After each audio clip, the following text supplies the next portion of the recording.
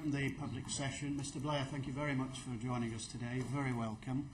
As you know, we've been conducting an inquiry into the On the Runs administrative scheme, and we see you as a very valuable witness. So thank you very much for coming. I understand you wanted to make a brief opening statement. No, actually, I decided to just go straight into it. Go straight into it. Okay, well, perhaps I could invite you then to perhaps tell us about the administrative scheme. Where did it start? Why did it start? What was your role in it? I think that would be very useful. In the Good Friday Agreement, we had included a provision there that was very controversial, very difficult, but absolutely essential for there to be an agreement to set a framework for the peaceful resolution of the conflict in Northern Ireland. Part of the agreement was to do with prisoners and the release of prisoners, people who had been convicted of serious terrorist offences, but who nonetheless were going to be released as part of the agreement in order to try and put the past behind us. And this was an integral part of the agreement. It was very controversial, very difficult. I think probably one of the most, if not the most difficult aspect of the agreement. Then, after we had made that agreement, there came forward an issue around those people that had not been convicted but might be wanted for terrorist offences and who weren't subject to the prisoner release scheme. And this became a very core demand of Sinn Féin and the Republicans that we should deal with those people, because if you're releasing people who are convicted terrorists from prison as part of a way forward for peace, then how were you going to deal with those people that hadn't been convicted but might be wanted in respect of terrorist offences? And over time that began as a small number of cases, and then it grew over time to a large number. The idea from the very beginning was to try and deal with this by way of a comprehensive scheme, so that you would have a proper and full way of dealing with all of those people. Those people that might be wanted for questioning or might be charged, and those people also in respect of whom the prosecuting authorities may decide there was insufficient evidence to charge them. But anybody who might be roughly within that category of people who could be wanted in respect of terrorist offences but hadn't been convicted. And they were known colloquially as the on the runs. Essentially what then happened over the period of time that I was Prime Minister is that we tried to find a way to deal with this comprehensively, and were unable to do so. What we were able to do is to review those cases, or to have the prosecuting authorities review those cases of people who might or might not be charged, and then in respect of those people who the prosecuting authorities decided they didn't want to charge, then they would be informed of that. I mean, I gave evidence to and have read in depth the Hallett review. I would adopt it completely. I think it is a sensible, fair, balanced review of what has happened. I think it gives a pretty accurate account of how this evolved over time into what was effectively a scheme for dealing with these people. It was not an amnesty, it was not secret, but it nonetheless dealt only with part of the problem that we had to deal with. Was it in the Belfast Agreement discussions? I think it really only arose after those discussions. It arose after, and Sinn Féin raised it with you. Yeah, and to begin with, I think there was a particular case that was raised at the very beginning, which is one specific individual, and we couldn't actually resolve that case at all. And then they started a process whereby names would be put forward. But these were all people. This scheme applied to people in respect of whom the prosecuting authorities had decided they were not going to be prosecuted. So, it's very important to realise this right from the outset. Our desire and the focus for On the Runs was to bring into place a general scheme that would apply to everybody. So it would be almost like the equivalent of what was in the Good Friday Agreement in respect of convicted prisoners. But we were never able to find a way through this. So we dealt with it by this administrative process. Well, some people will be confused. If the police thought they had intelligence or evidence against somebody, then surely the normal way is they go through the courts and they are either convicted or they're released. Why did that present some difficulty? After all, those who had been released from prison had at least gone through the judicial process. Sure, but the prosecuting authorities will go through a process of reviewing the evidence to see whether they think it's right that someone is actually prosecuted. And so, as I think the Hallett Review finds, this was a perfectly lawful process, but what we wanted to do was to try and deal with these cases. And I would emphasise that this all the way through was not the way that Sinn Féin wanted it dealt with. So I understand why, as a result of what has happened, people looking at this now look at it as if the focus was all on these cases. The lens by which we're looking at this now is literally 180 degrees round the other way from the lens we were looking at the time. At the time, we were trying to find a resolution of the on-the-runs issue, which, so far as we were concerned, was predominantly about people who actually would be convicted if they went through this process. And what happened was we were never able to find a way through that. Now, some of these other people, some of them, by the way, were people I don't think the Northern Ireland authorities weren't even aware of. But we were dealing with them administratively. Right? But we weren't changing the law to deal with them. We were simply applying it. But you've seen what happened with Mr. Downey. It's been described as a catastrophic error. Since then, we've been advised that two people who the police feel might be connected to the Kingsmill massacre received the letters. And also, Deputy Chief Constable Drew Harris told us that 95 people who received letters, 95, are connected through intelligence to almost 300 murders. Now, that's a very, very serious situation indeed. You couldn't have envisaged that happening, could you? Well, the 95 and the 300 murders, I don't know about that. Well, that is a public record given in evidence to this committee. Right, but it would depend. I mean, the fact that there's intelligence in respect to people wouldn't necessarily mean you would have a court proceeding. No, but you presumably would be uncomfortable writing to somebody who the police had intelligence on, surely. Well, look, that is handled by the police. In other words, they've got to decide whether there's sufficient evidence to prosecute somebody. Now, where I completely understand what the Hallett Review says, and as I say, I adopt it, I think it's a perfectly sensible and balanced and measured report, is that as this developed over time, it would have been better to have called it an administrative scheme openly and to have put a better structure around it. And insofar as, generically I'm the Prime Minister, I'm responsible for the entire government, I take responsibility for that. And what that, as she says, that might have meant that the error in the Downey case would not have happened.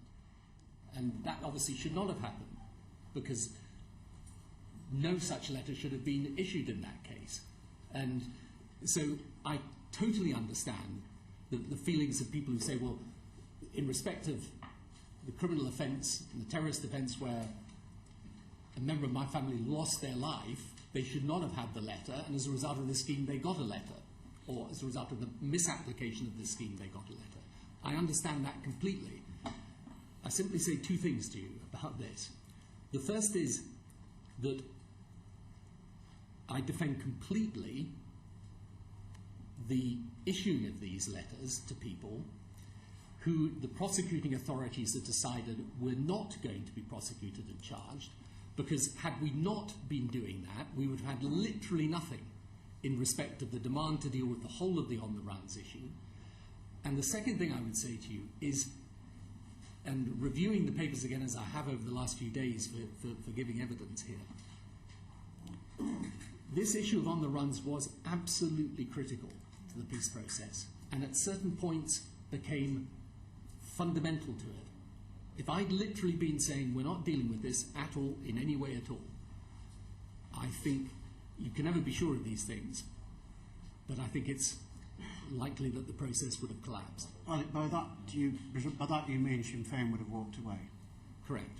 Well, I mean, Lord Mandelson gave evidence, a very good witness to this committee. His view was, of course, you can't be sure, but they would not have walked away, in his judgment. Now, he was there right at the centre of it. He was a very pivotal Secretary of State, I'm sure you'll agree. His view was that they would not have walked away. I don't know whether we'd have walked away at the time when he was Secretary of State for Northern Ireland, at the beginning of this process, when we were first dealing with this in 1999. It was absolutely crucial. Towards the end, it became absolutely central to getting Sinn Féin on board for policing. If we hadn't got the deal on policing, we could not have set up the institutions as we did, finally in May 2007, and we wouldn't be where we are today. And I simply say this to you, the purpose in everything we tried to do was to create peace in Northern Ireland so that there were more victims of terrorism and more families distressed at losing loved ones as a result of that terrorism. Now, when we decided in the Good Friday Agreement that we would release convicted prisoners, no one felt anything other than repugnance at doing that, because you're releasing people from prison who've committed serious criminal offences. But we would not have got a deal in Northern Ireland. We would not have peace unless we had put that provision in the Northern Ireland Agreement. And once you do that, this issue of what you do about people who are so-called on the run, who have not yet been convicted, that has to be dealt with. So I understand the depth of the feeling, but I do have to emphasise I was dealing with this pretty much week in, week out, and at crucial points of this issue was absolutely vital to the continuation of the Northern Ireland peace process. Okay, thank you. I'll open it up to other members of the committee. Ian. Thank you. Thank you for turning up, Mr. Blair. We're disappointed that you're only giving us an hour, so it means that my questions have to be rather direct. I'm not used to direct questions. By the way, the original suggestion, I think, for an hour came from yourself. If you need more time, I'm very happy. Excellent. Let's not waste any time then.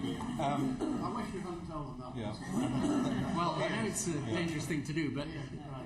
Okay, well, thank you. I doubt that's a concession we welcome direct. today. That's a concession we welcome today. I want to bring this back to the victims, because the victims in all of this have actually been lost.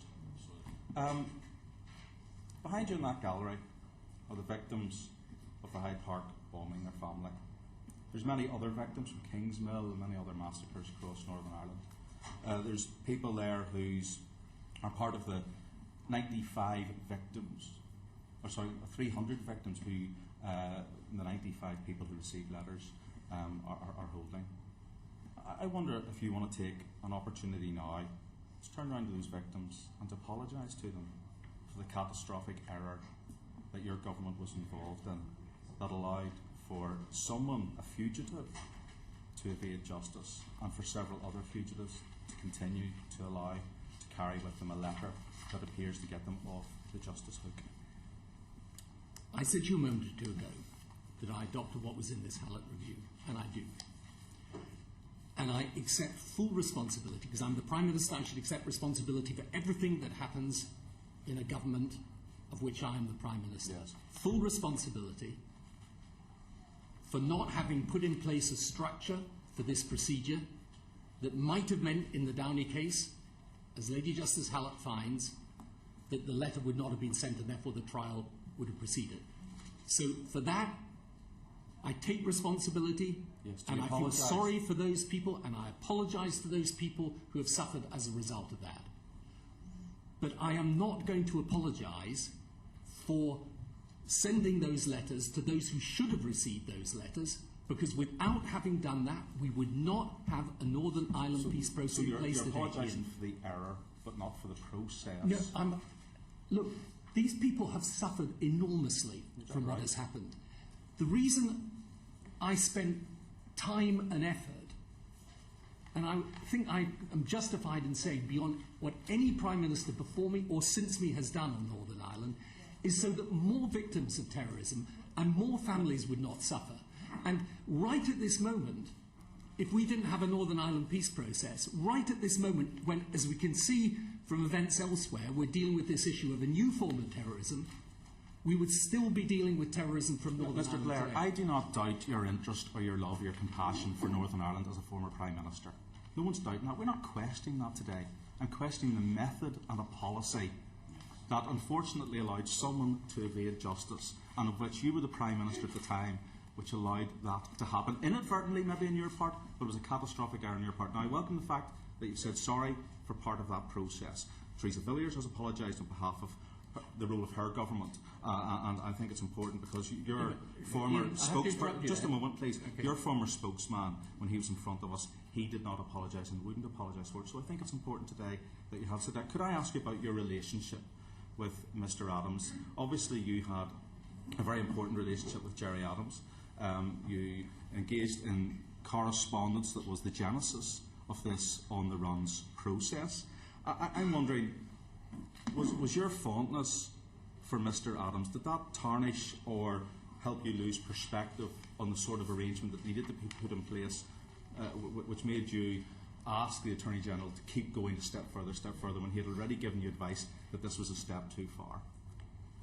First of all, I want to correct something you said earlier. I do not apologise for the policy of people being informed if they weren't wanted to prosecute. You don't need to go back to that question. I know, but there is a very clear difference between apologising for a mistake and apologising for a policy. Yeah, I've heard you on that. Now, my friendship with Gerry Adams, look, I dealt with many people in the Northern Ireland peace process. Gerry Adams, Martin McGuinness, David Trimble, your father Ian, for whom I ended up having a respect because they were people who were prepared to do difficult things in the interests of peace. And the but reason you lose perspective because of that fondness. It's not a fondness. Sorry, I just wanted to quote from your biography. You said it's not a fondness. This is what you said. You said, in terms of Martin McGuinness and Gerry Adams, they're an extraordinary couple. Over time, I came to like them greatly. I came to like both greatly, probably more than I should have, if truth be told. So, truth being told today, you like them greatly. So it was fondness. Yeah, there's no question of whether I like them or not like them impacting on what I was asking the Attorney General to do. These people who you like greatly were members of the Provisional IRA Army Council, were responsible for taking the decision to blow up Hyde Park, to murder citizens in our nation. You liked them greatly. Did that affect your judgment in dealing with them on this issue? Because they kept pressing you and pushing you, and they're nice guys, we're on the sofa together. Was it nice that we could get a deal around this issue of on the runs? Ian, without dealing with this issue, it's got nothing to do with whatever personal relationship I might have, I like them, don't like them, whatever. Without dealing with this issue, we would not have had a Northern Ireland peace process. Now, look, let's be very clear about this, because this is a point of absolute division between us. You would not have voted, in fact didn't, for the Good Friday Agreement. Right. You would not have supported the provision releasing convicted prisoners, never mind people who might be convicted prisoners. You would not have voted for that. Well, let me just say it's democracy. Right. How I vote is my business. Let's not get into waffle. In this instance, it is not your business in this instance. It is my business. Because when you're questioning me as the decision maker, you sit in the decision making seat for a moment. I mean, how many people around this committee, if they'd been negotiating the Good Friday Agreement, would have put their hands up to release convicted killers from prison?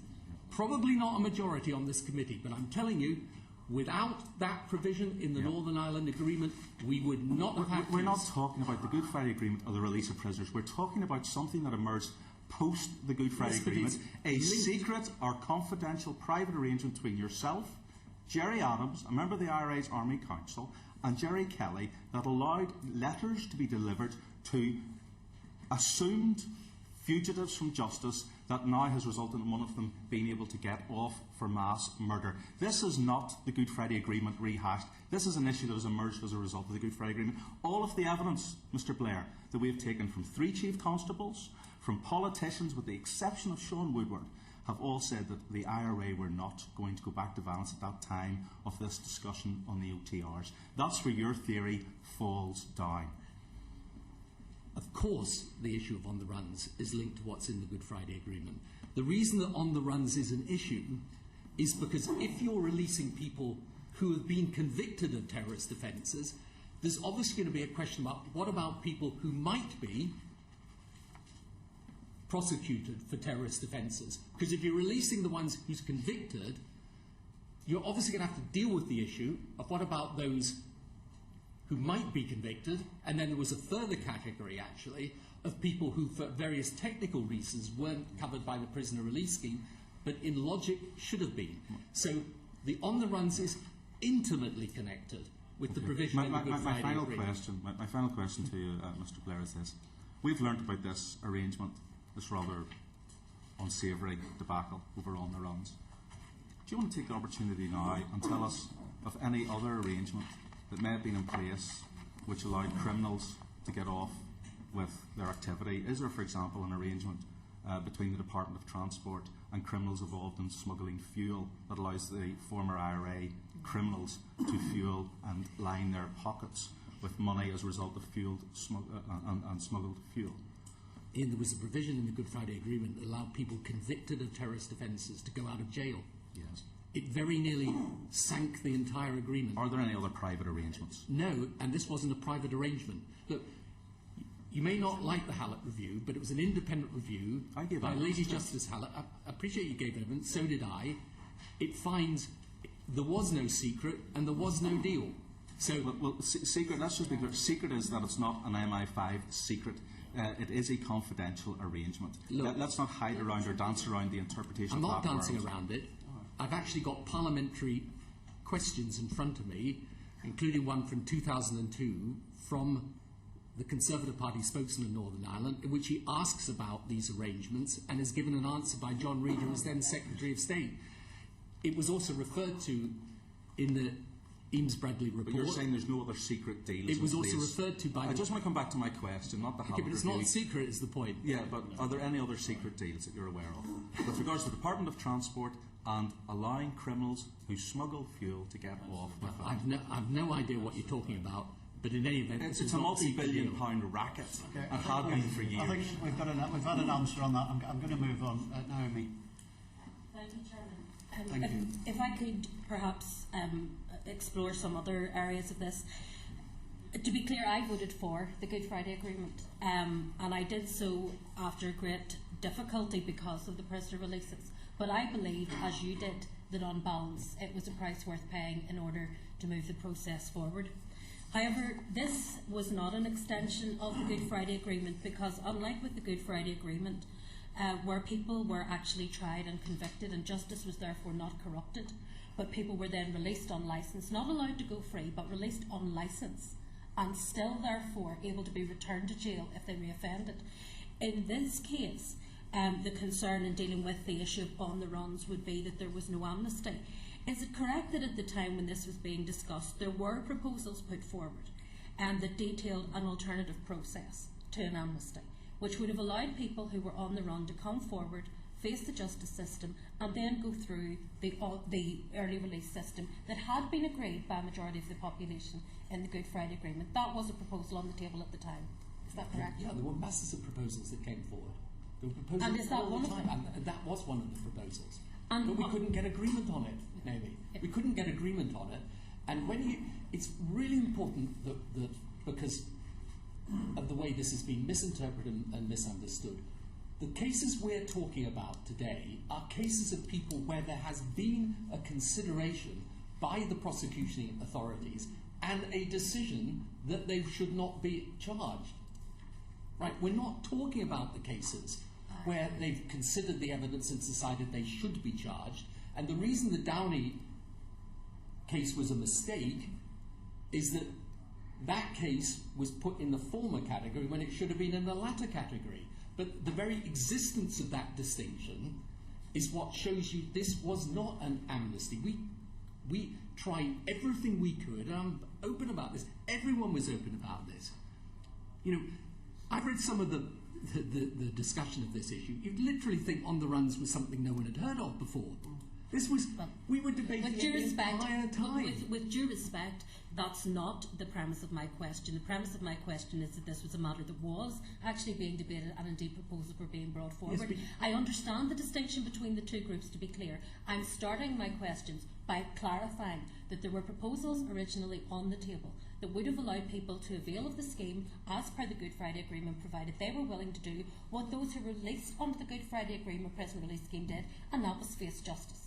Yes, that is correct. Absolutely, and we would have gone with that if we could have secured agreement. But the reason I picked you up on the distinction is that you suggested at the beginning of your question that somehow the people we're talking about had not gone through a due process of law, and they did. No, let's be clear. The people that I'm talking about who were released went through due process of law. Right. The people who were given these letters actually did not go through a due process of law. They simply received a letter to say that at that point in time there wasn't evidence that would allow them to be prosecuted. I'm sorry, that's not correct. They did go through due process of law. Their cases were considered by the prosecuting authorities.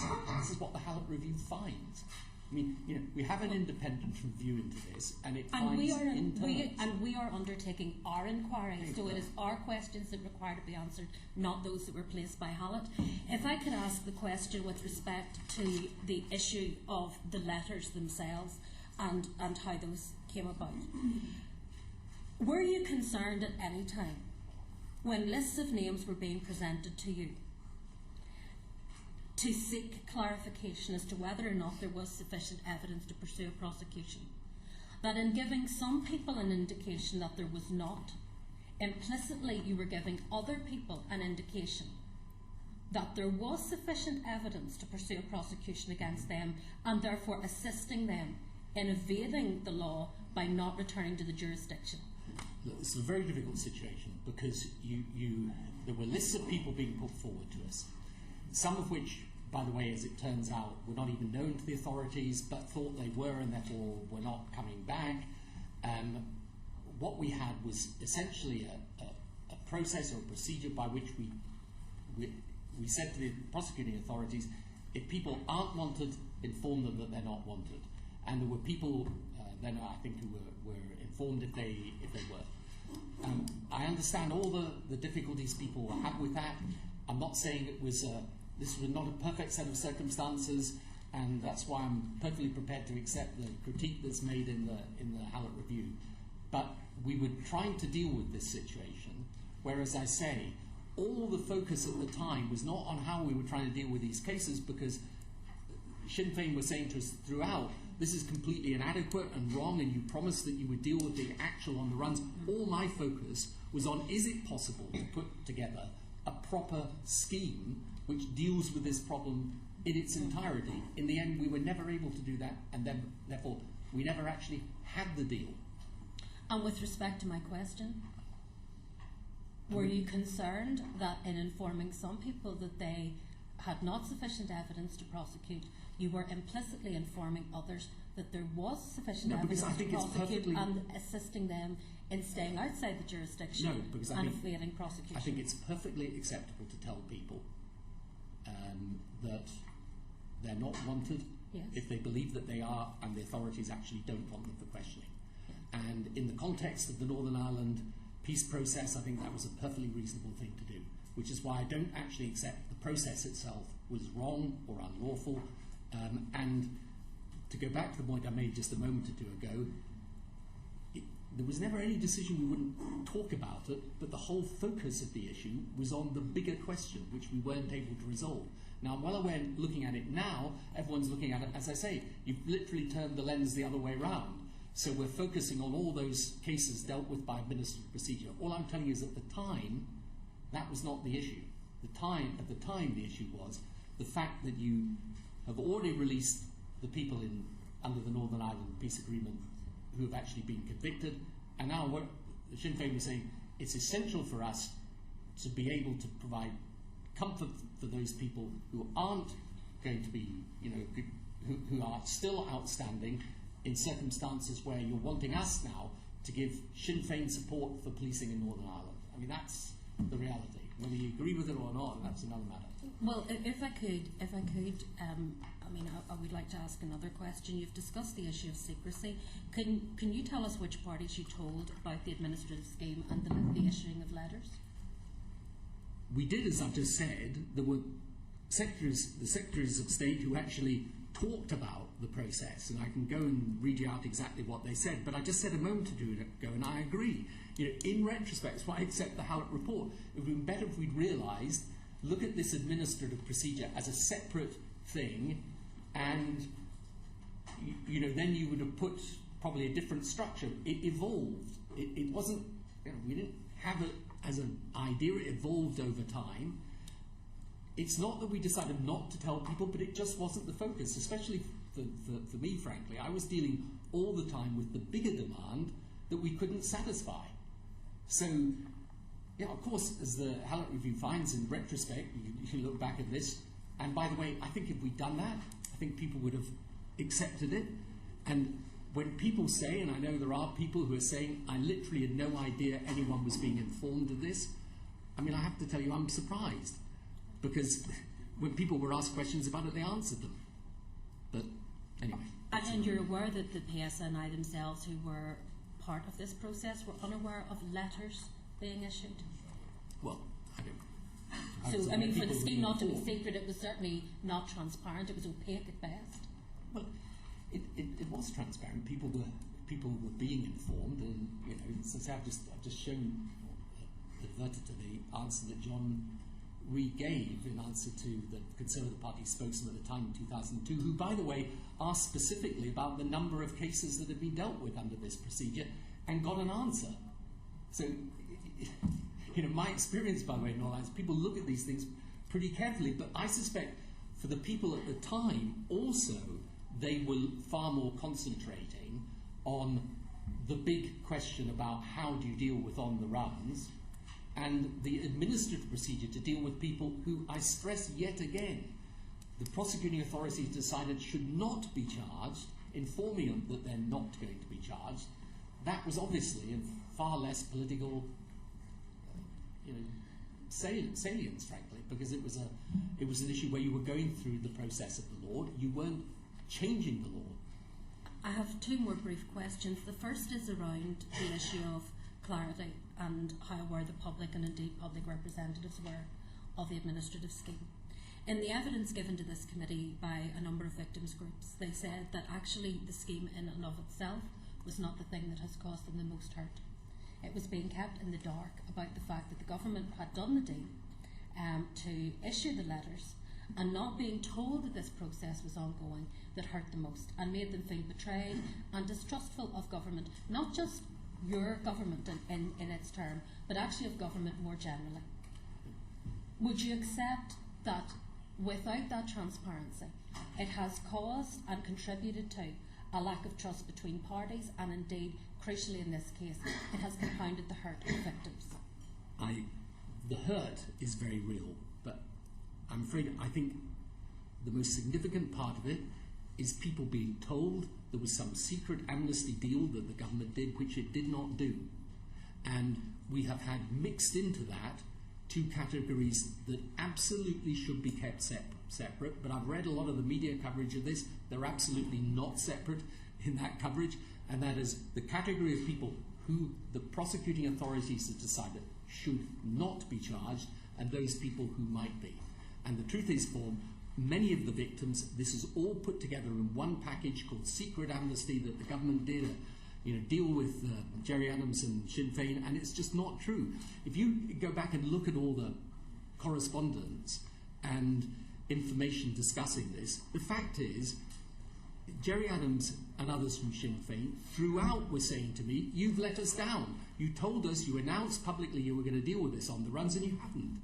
You're not, though, in any way implicating, if you like, the victims in terms of their lack of understanding of the process. I mean, their hurt is real, and the scheme was not publicly known. Even those who were close to the scheme were not clear about the methods that were being used. As I said, the PSNI and others. Indeed, there are members who will question you later who asked questions about this and did not get transparent answers around it, and they will ask you that question, no doubt, in their own good time. But would you accept that the lack of clarity and the lack of transparency and openness with victims has compounded their hurt? Not simply how it's been communicated, but actually not giving them that information at the outset. I think there's a whole issue here about what is the right information to give the victims of offence, the victims of a terrorist offence, in circumstances where the prosecuting authorities have decided they're not going to charge someone. Now, I think that, again, with the benefit of hindsight, as the Hallett Review says, it would have been better if we'd thought these things through and decided how to deal with it. I don't quite know what conclusions we would have come to on that, but I don't want to diminish in any way the hurt that people feel. I simply am trying to say to you that the reason for doing everything we were doing is to make sure there weren't more victims of terrorism. Since the Troubles, there were I think almost 4,000 people that lost their lives during the Troubles. The whole purpose of the peace process was to bring it to an end. And it was difficult and on a knife edge throughout. And there were points during the course of this, and I'm happy to go through them, when trying to deal with this issue or saying that we would deal with this issue was absolutely fundamental, in my view, to keeping the thing going. And the victims are obviously the last group who need to be reminded of the cost that was paid during the Troubles. My final question, you have stressed on a number of occasions that this was in many ways not the priority, that there was, if you like, a bigger demand being made around those who actually could have been amenable to prosecution, but who, for whatever reason, were not able to be brought for prosecution. Sinn Féin did not walk away from the process when that bigger issue, as you have said it was, the prime issue, was not resolved. Why are you so convinced that this side issue, this almost trivial issue of those who were not guilty and were unlikely to be able to be prosecuted, why are you so convinced they would have walked away over that if they did not walk away over your failure to find a way through those who were actually potentially amenable to justice? That is a perfectly good question. Thank you. If we were able to find a way through, if we'd have been able to find a way through at any point, that would have been obviously the optimum. So far as Sinn Féin were concerned, and each side had demands that they were making throughout, and you had to try and balance those demands throughout. If I hadn't been struggling to find a way through, though, if I'd simply said, and I was dealing with this face to face with these people, if I'd simply said about the on the runs, we're just not dealing with them. Now I can't be sure. No one can be sure. Maybe they would have stayed in, but it wasn't a risk I was going to take with that process.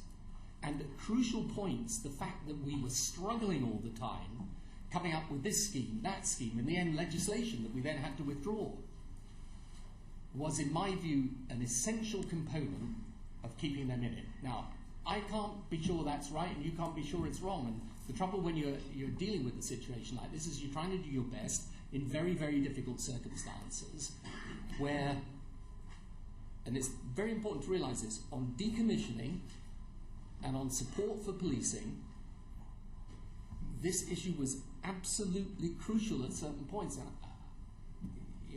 I was dealing with it.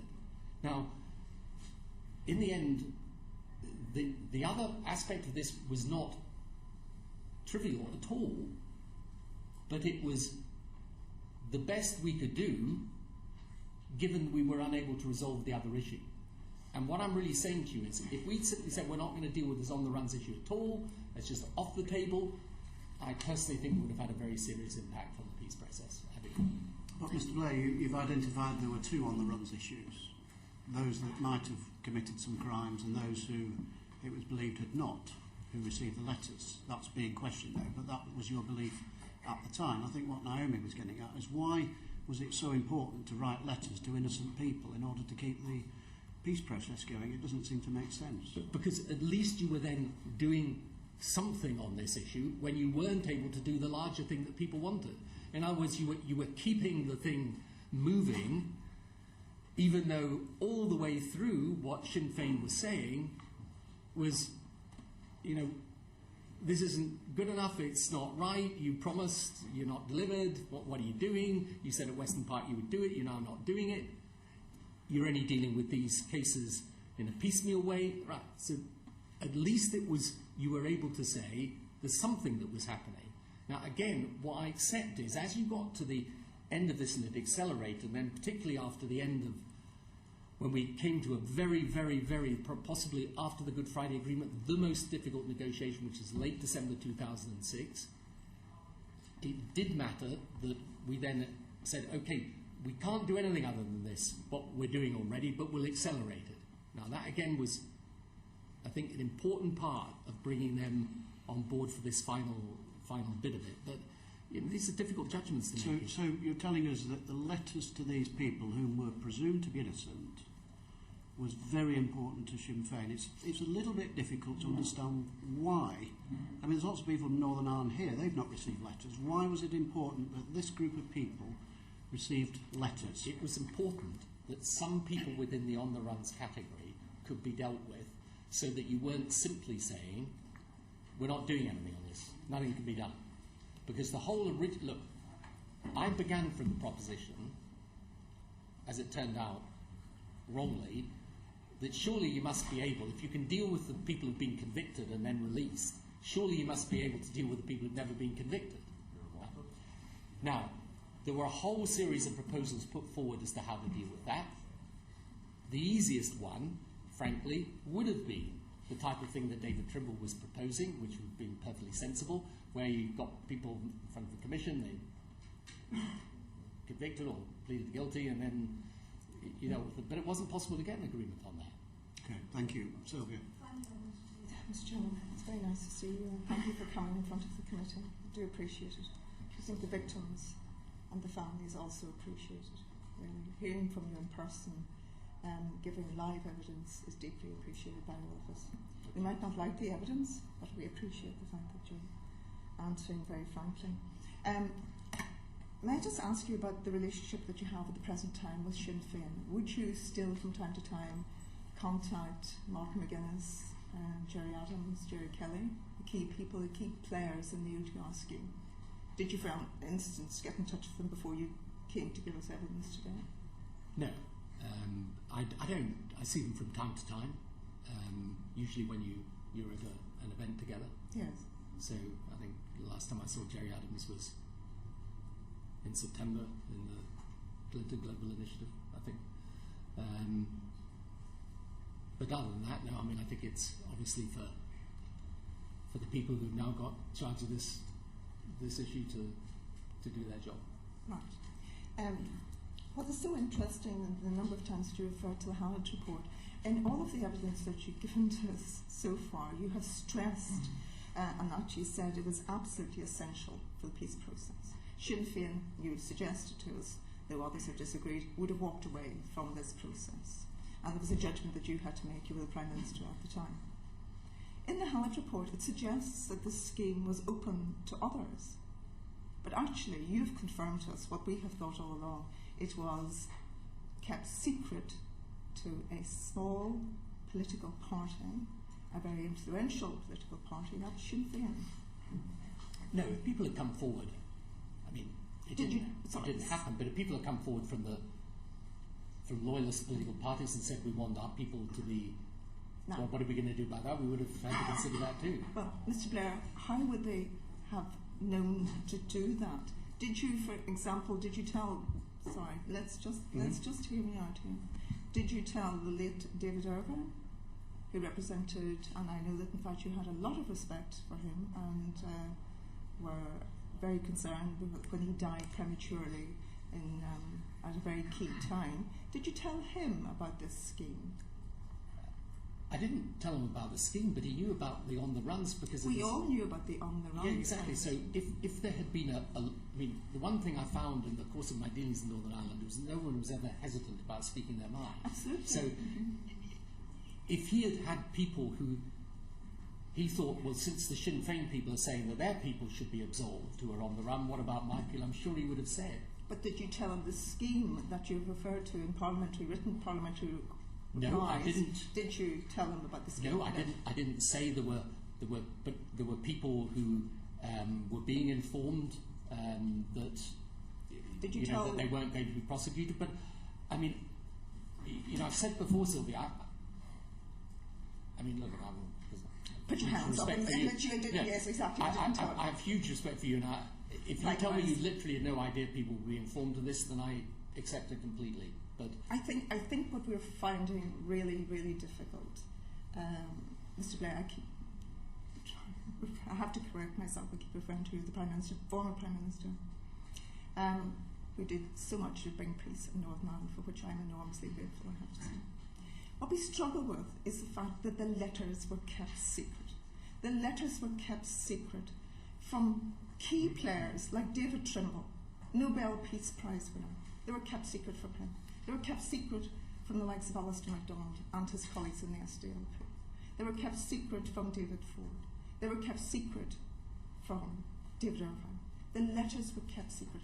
Why was that arrangement made with Sinn Féin? What I would say to you is that the letters weren't kept secret. The process of informing people was not a secret. People, when they asked about it, were given answers. But this is what I mean by saying, when we look at this now, we're looking at it from a completely different perspective from how we were looking at it then. what I thought of this procedure was that, okay, this was the best that could be done at the moment to deal with this on-the-runs question. I couldn't see that as hugely controversial because, after all, these are people who the prosecuting authorities have decided won't be charged. Right. So there's not, if you like, you're not dealing with an inflamed situation with those people because they're people, they've decided have not been charged. The people I was focused upon were those who, as it were in the same type of category as the people who were convicted prisoners being released, because those are the people, obviously, was going to be highly sensitive and difficult. So there was no intention to keep it secret, and that's what the Hallett Review finds. One secret is that we didn't focus on it in the way, in retrospect, as the thing evolved and grew, it would have been sensible to do, which I fully accept, but I'm just explaining why. With the greatest respect, Lady Justice Hallett does not say that the letters were not secret. The scheme is referred to in written parliamentary replies, but just the scheme. The letters, Mr. Blair, were kept secret. And let's just start with the first two letters. They were issued from number 10 itself in 2000 by your Chief of Staff, the very able, very talented Jonathan Powell, who very kindly came and gave us very helpful evidence. Why were they kept secret? Sinn Féin always loved to brag about what concessions they have obtained from the British government. They always liked to tell their own people, the Republican movement, what they had extracted as a concession from the British government. So why do you think Jonathan Powell's first two letters were kept secret and every other letter kept secret for 14 years until Mr. John Downey walked out of the Old Bailey? But these people were being informed was not kept secret. So when you keep saying that the letters were kept secret, it was disclosed publicly. These people were being informed that they weren't going to be prosecuted. And the reason why the IRA weren't out there boasting about it was precisely for the reason that I'm giving, which is they kept saying to us, this is meaningless. These are people you've said you won't be prosecuting anyway. What we want is an on-the-run scheme that deals with the people that are going to be charged, because they're the equivalent of the convicted prisoners. And so you're expecting us to go back into the Republican community and argue for decommissioning, argue for support of policing, argue that all criminality must stop, and yet you're not prepared to deal with an important constituency of ours, which are those people that think that if they return, they might be charged, and you're not prepared to deal with that, even though you were prepared to release convicted prisoners. That was the issue. So, well, thank you for that, but could I just come back to the issue of the letters as a very distinguished lawyer in your own right? You will know that Mr. Downey relied upon the letter, the OTR letter, in order to walk free from the Old Bailey. He was able to rely on that because he had acted on it to his detriment, and there was a very successful, in his case, abuse of process. Argument mounted, and he walks free. A man who was being sought for the murder of the Hyde Park soldiers. It was very brave, 4 young men who lost their lives. He was also being sought in Northern Ireland for various other crimes. So the letters were absolutely key to this whole scheme, and they were kept secret. They were kept secret from the leaders of other parties. Can I just ask, because in fact you've referred to it on a number of occasions, and that is how absolutely essential it was in the decision by Sinn Féin to join policing. Now, we know from the judgment in the Downey case and also from the Hallett report that you wrote in confidence to Mr. Jerry Adams on the 28th of December 2006, just 3 days after Christmas. You gave him a commitment, it was confidential, you gave him a commitment that you would expedite the already existing administrative scheme to deal with OTRs.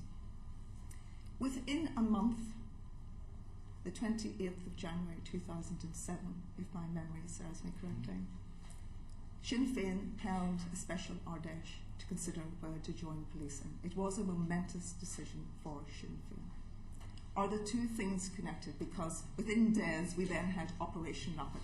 Could you just confirm to the committee that the two things are connected? Operation Rapid, which commenced on the 7th of February 2007, from which Mr. Downey benefited greatly and did others.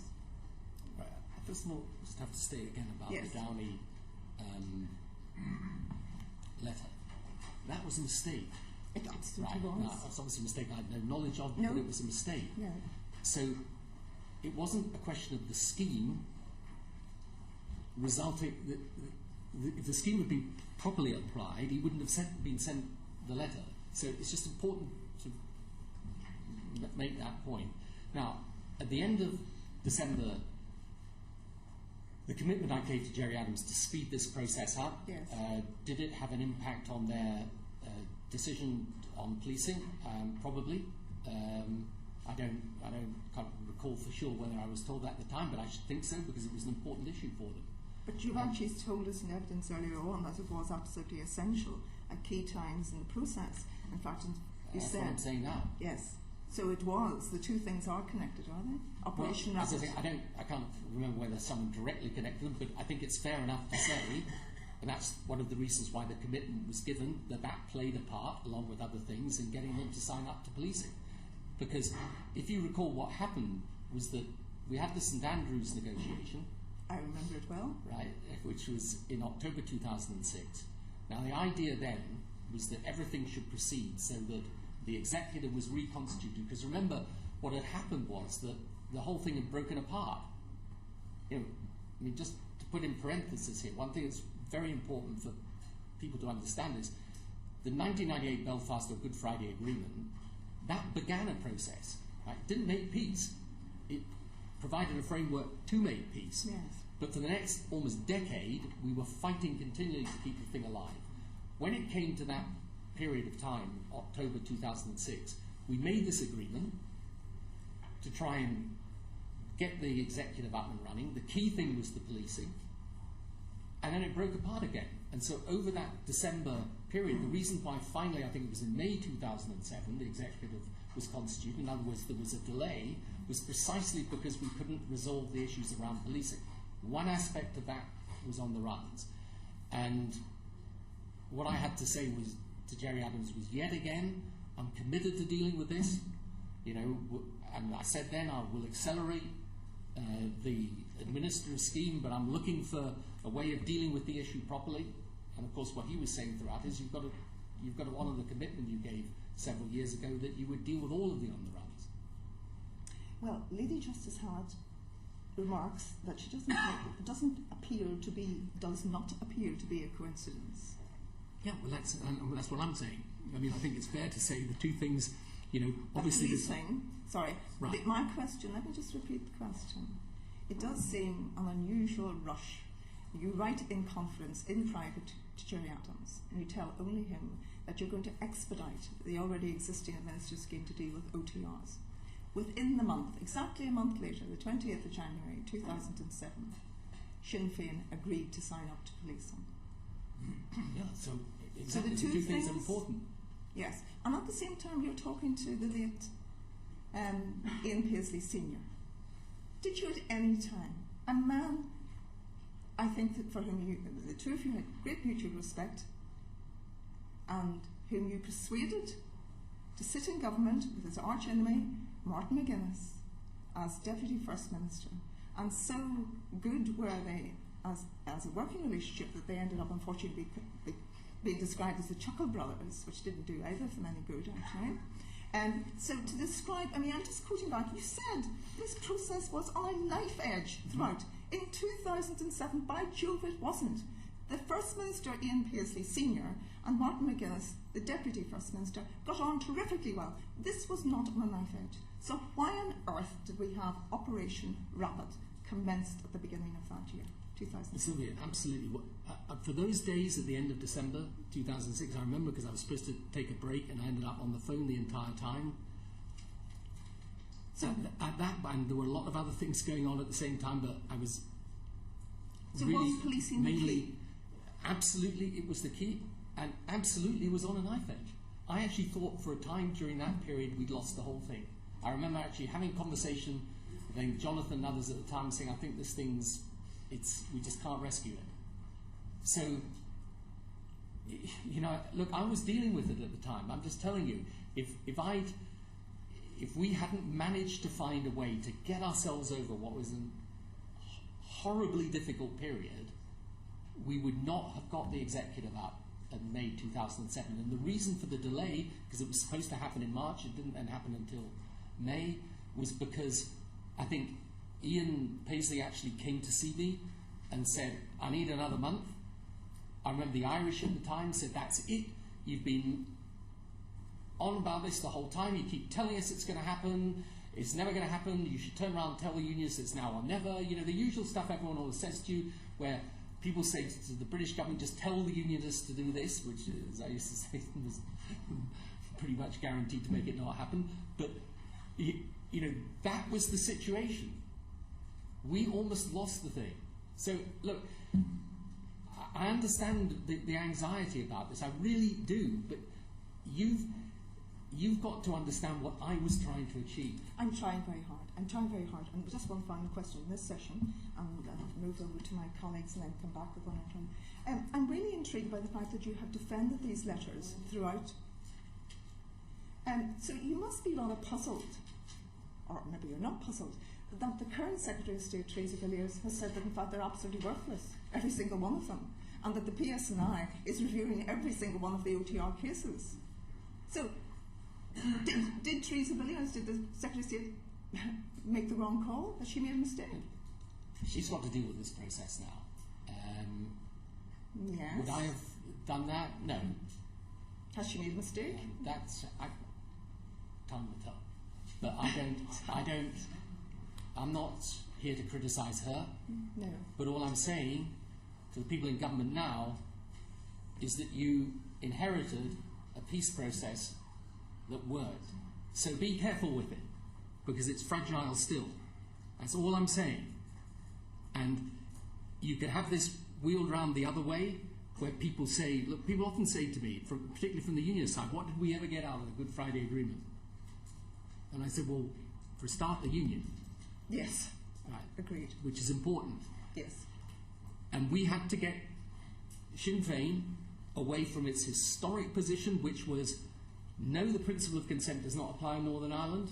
It should be a vote for the whole of Ireland as to whether Northern Ireland is part of the UK or not. And we had to say no. And the essential deal at the heart of the Good Friday Agreement that we then spent almost a decade implementing was equality of treatment for everyone in Northern Ireland, putting the past behind us, and acceptance of the principle of consent. That was the basic framework, intellectual framework, if you like, and political framework for the Northern Ireland Peace Agreement. And each part of it was constantly difficult.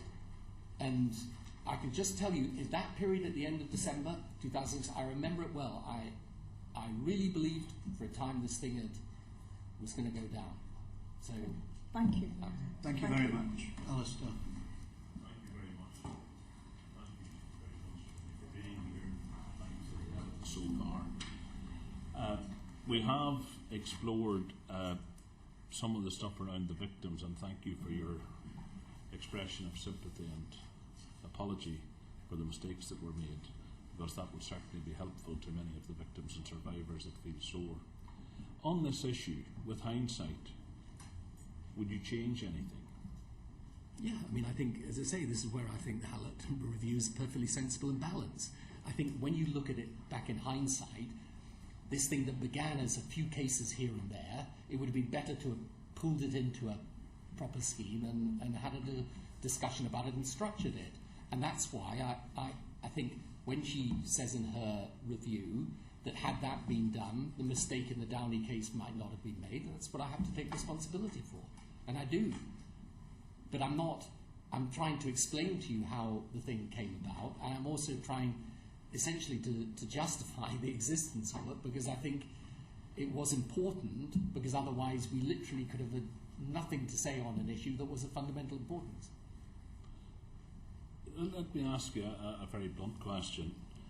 How much of the detail did you know of? Was this handed, was it looked at in principle, and then did it run into basically officials as an administrative scheme? And I'm saying this openly and honestly because as Prime Minister you had 1,000 other things to do. Right, and that's why I tell you what's incredibly important to realise that on the wider question, could we find a general scheme to deal with the on-the-runs, I was all over that because it was very difficult. With this administrative scheme, because essentially what you're doing is just applying the law, but you're putting in place a process to do it and in time to accelerate it.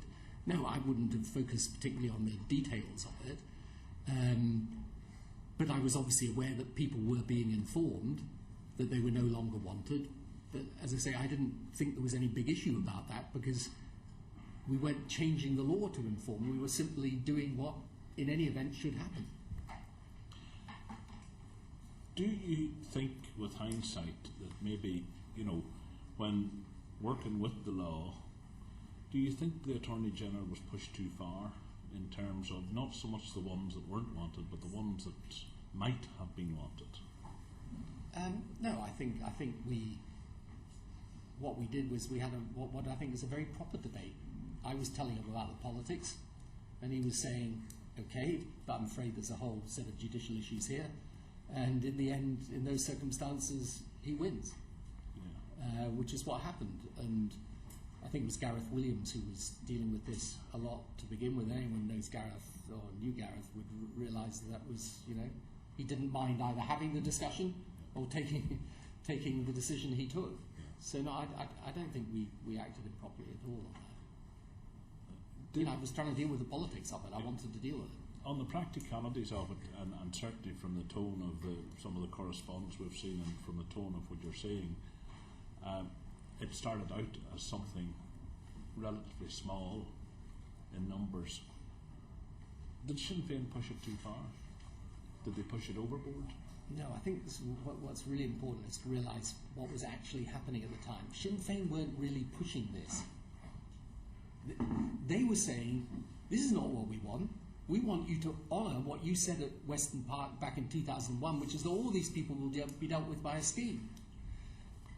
We were doing it as the only way of showing that at least there was some progress on these on the runs, because we were dealing with people who weren't going to be ever prosecuted. So at least we were dealing with some people in their community who could then come back, and with the knowledge that they wouldn't be prosecuted. But Sinn Féin were never, even at the end there, where I said, well, let's try and speed the thing up, that was never anything other than for them, very, very much not what they wanted. Why were the letters issued from the NIO rather than from the Public Prosecution Service? I really don't know. I mean, you'd have to ask. I mean, that was not a part of the decision making I was involved in. Yeah. It's just I would have thought that in the normal process it would have come out from that end rather than from a political end. Sure. I really don't know. I mean, I thought the PSNI were involved in this, but I didn't. I wasn't into that level of detail about how it was done. As I say, when you look back on it in retrospect, as the inquiry report rightly says, you would have dealt with this in a somewhat different way, particularly when you realise now how people, the anxiety people have about this. But all I'm telling you is at the time, there wasn't any bad faith involved. We were simply trying to deal with an issue that was important to us, and we're trying to deal with it as best we could. But I never got involved in who was... I knew people were being informed, but the process of that really didn't appeal to me. Okay, thank you. But that point is important about why the NIO were involved, because in the case of Mr. Downey, I mean, I have two letters in front of me, 14th of September 2004, 27th February 2006, where the NIO were told that Mr. Downey was wanted in relation to a number of serious terrorist offences, and yet the letter was still written. So the involvement of the NIO as a non-legal department surely has acted as a confusing element in all this. Would you accept that? Well, I'm not sure, because I haven't, on the aspect of the who did what in the procedure, I haven't really focused on. But I mean, surely the basic point about the Downey case is, despite numerous warnings and numerous opportunities to correct the error, it wasn't corrected. I mean, it could have been corrected, by the way, in the 6 years after I left office. I mean, now, as I say, where I'm very happy to accept responsibility, is in the way that the report suggests that if you dealt with this in a somewhat different way, you might have had a more structured approach, and then maybe that error would never in the first place have happened. But the thing I find actually odd looking at the evidence in relation to the Downey letter is why, when frequently people were saying this is not right, didn't show up. But I can't comment on it because obviously I never even heard of the Downey case until the court case came up. Okay, Kate. Many of the victims who are here today have travelled, got up at 2 a.m., 3 a.m. this morning to get here. So I am very grateful that you've said that you're happy to continue after 2. Can I just ask you, because you kind of mumbled, not deliberately I don't think, but I didn't quite hear, what was the event in September that you were at with Jerry Adams, or you saw Jerry Adams? Well, I'm trying to remember, but I think it was the Clinton Global Initiative. Sorry? The Clinton Global Initiative Right, in New so York. I mean, you see him at some of these kind of international events talking about how to get peace and things like that?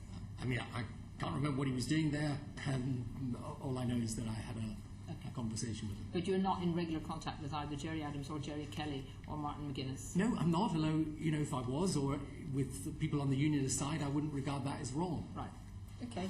Just talking about the unionist side, David Trimble, when he came here and gave evidence, told us how genuinely hurt he was that he knew nothing about the letters. And in fact, Mark Durkan said similar things. Does that surprise you that David Trimble quite clearly, and Mark Durkan, quite clearly knew nothing? They may have known, there was a scheme, but no one actually knew that these letters were going, actually not to the individuals, but to Jerry Kelly, who's probably got them all still in his back room somewhere. Because when John Downey was arrested, he didn't have the letter on him. Well, obviously, I don't know about the particular circumstances of that, but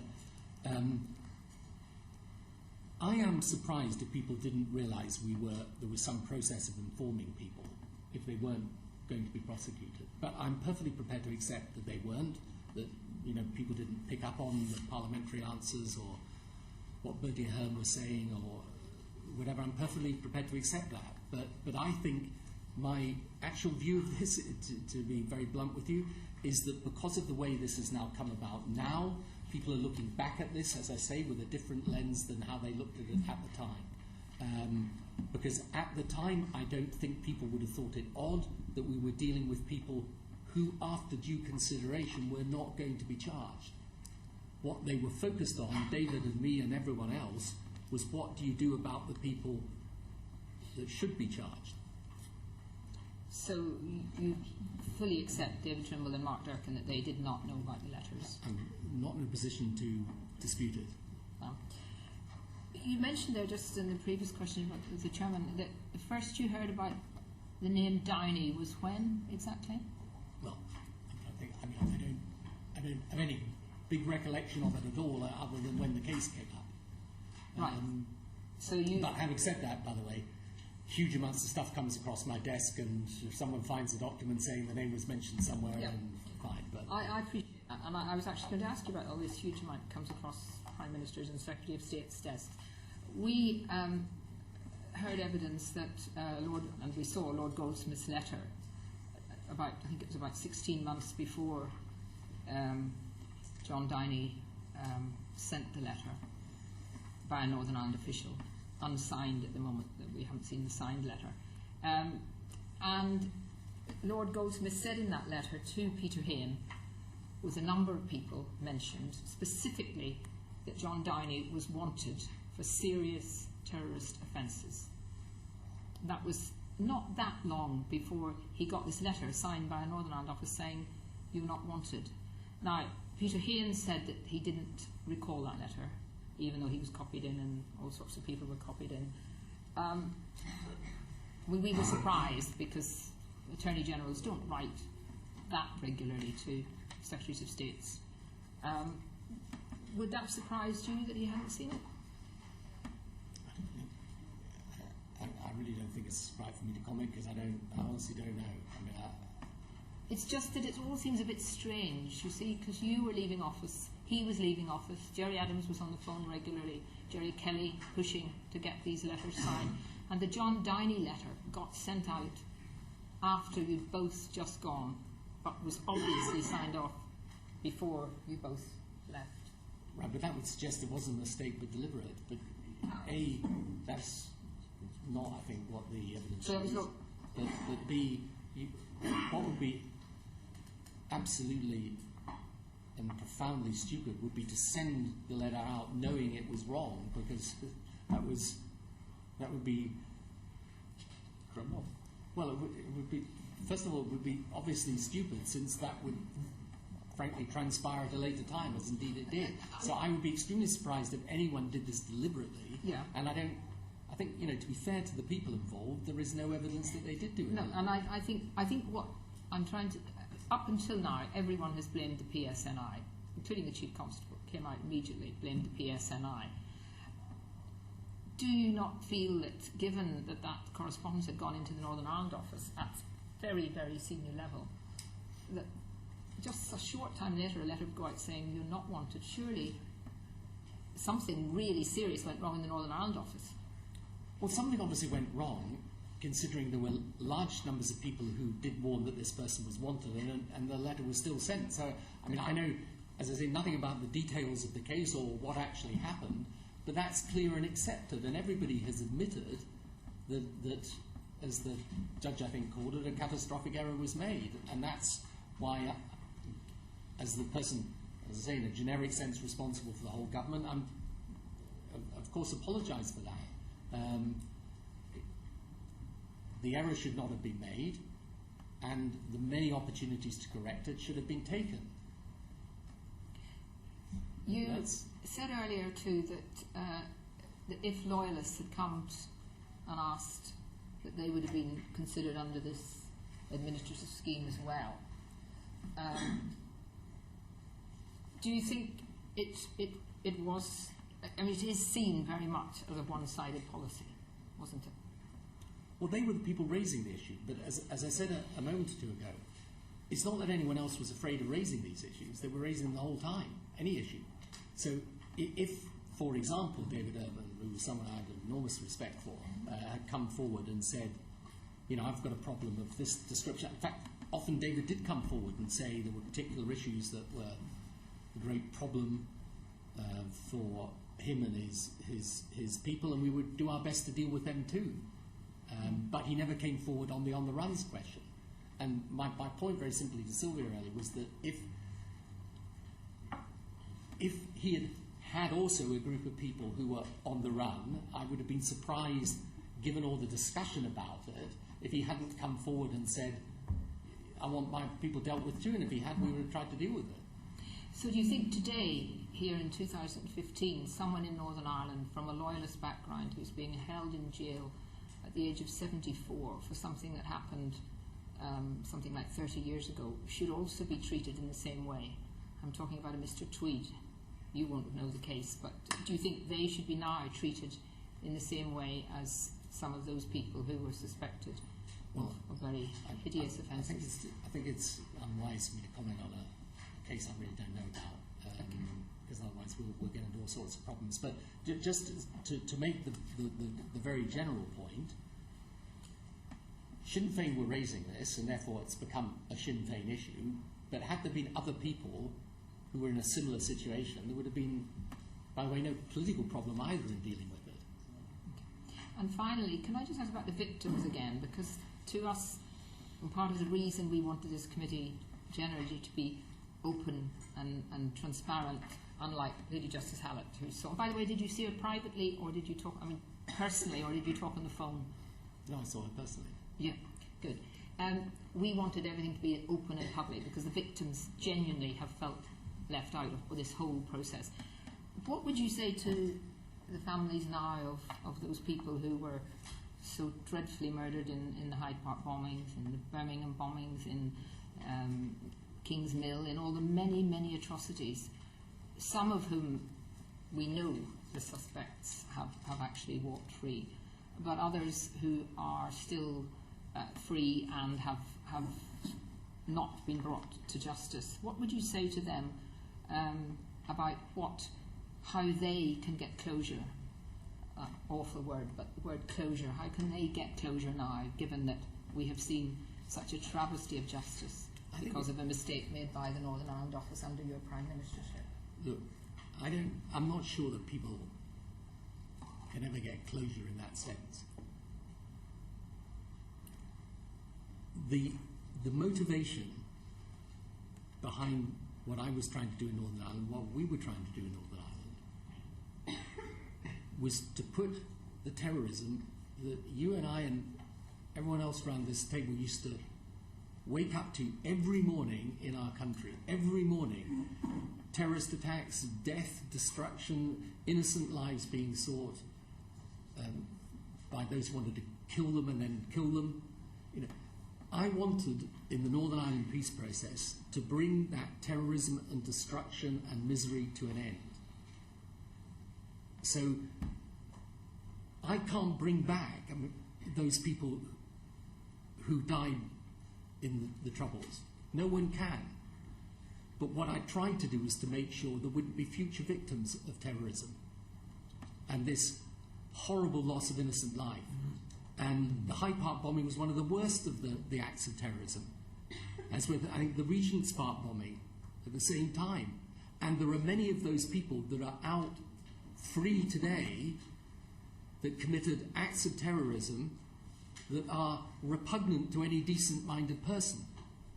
But I believed in the end that we weren't going to get peace for the future unless we tried to draw a line. And this is always difficult. It's the hardest thing you ever do in a peace process. And I remember visiting the families of victims in Northern Ireland and victims, those RUC officers that have been maimed and disfigured. And some of them, no, let me just finish. Some of them felt a deep sense of betrayal at the very process we were engaged in. And I understand that completely.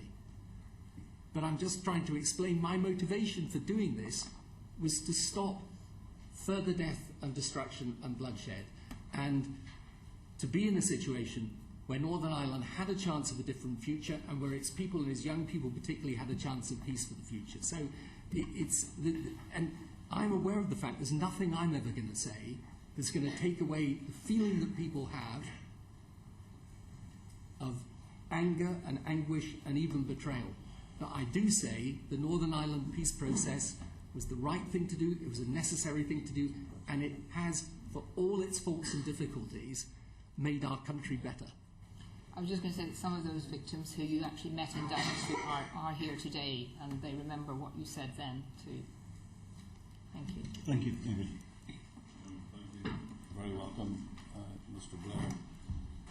And when you listen to the line of questioning and your experience over the long number of years that you were involved in Northern Ireland, I'm sure you can understand the sense of cynicism and mistrust that there is from Northern Ireland politicians, from the victims and others. And for those that, when this was released and come out into the public, we've listened to your evidence today, the comments that I got from the victims group was this was just a political legacy for Tony Blair. This was about a legacy for Tony Blair, not really about what the victims were concerned about. And from a victim myself, and a member, or a lot of the people here that I know, there is a sense of betrayal, because there are people who now have received the letters, and there are those that received royal pardons. Now, it means that a lot of the victims that are sitting behind you today, in reality, will never see justice for their families, because in the evidence that we have received from senior PSNI officers, the investigation and the team that they've put onto these OTR letters is going to take some considerable length of time, into years. So there are widows out there that in all probability will not see justice for their families. So I'm sure you can understand the cynicism that there is when the like of this story comes out in the press and people find that just injustice, that there are those who can receive a letter, walk into the Old Bailey, walk out of the Old Bailey, and probably cause one of the most heinous crimes that has happened on the mainland for many, many years. So I'm sure as an individual, forgetting about being the former Prime Minister, but I'm sure as an individual you can feel what these people are feeling. I can feel the anger, absolutely. But I do repeat that the Downey case was a mistake that was made. It shouldn't have happened. And look, you know, we all know as politicians that when you come to take decisions and take positions, there will be people who will attack you and disagree with you. And you know, in the end, especially when you've had the pain of losing someone you love in an ugly and horrific act of terrorism, how would you feel anything else other than anger? But all I'm trying to do is explain my motivation behind the Northern Ireland peace process was to bring that anguish to an end for the next generation of people. But you said in your evidence giving that this was not what Sinn Féin wanted. They wanted something further. And you had concerns that they could walk, or the whole thing was on a knife edge. But if that's the case, they didn't get what they wanted, but they didn't walk. They accepted it. Why did they accept it? Right. And the point that I'm making to you in answer to that, David, is this, that I was doing two things. The first of which was the most important, which was I was saying, we will deal with it. If I turned around and said, we're not dealing with it, we're not going to bother with this on the run question, then I think that would have had a very serious impact on the peace process. And at certain points, I think that, as I say, you can never be sure, I think it would have destroyed the process. So it wasn't that they were raising it and I wasn't dealing with it. They were raising it, I was dealing with it, I was making a promise to deal with it, I was at points going for this scheme, that proposal, this legislation. So, as it were, I was trying to say, okay, I am trying my hardest to deal with this, and here's the proof of it. And also, less important was, at least for those people who were not going to be charged, they were being considered, their cases were being considered, they would be informed, they wouldn't be charged. So, but if I hadn't, as I say, I mean, look, I don't know what anyone else has said to the committee, but I can assure you, at certain points in this issue was absolutely and fundamentally paramount to the process, and a refusal to have dealt with it, I think, would have been very serious. As it was, to try and to fail to deal with it was obviously more acceptable. Are you aware if any of these letters, or indeed the royal pardons, were issued to anyone who currently has been elected to the Northern Ireland Assembly or the Houses of Commons? I'm not aware of that. You're not aware. So it could have been the case.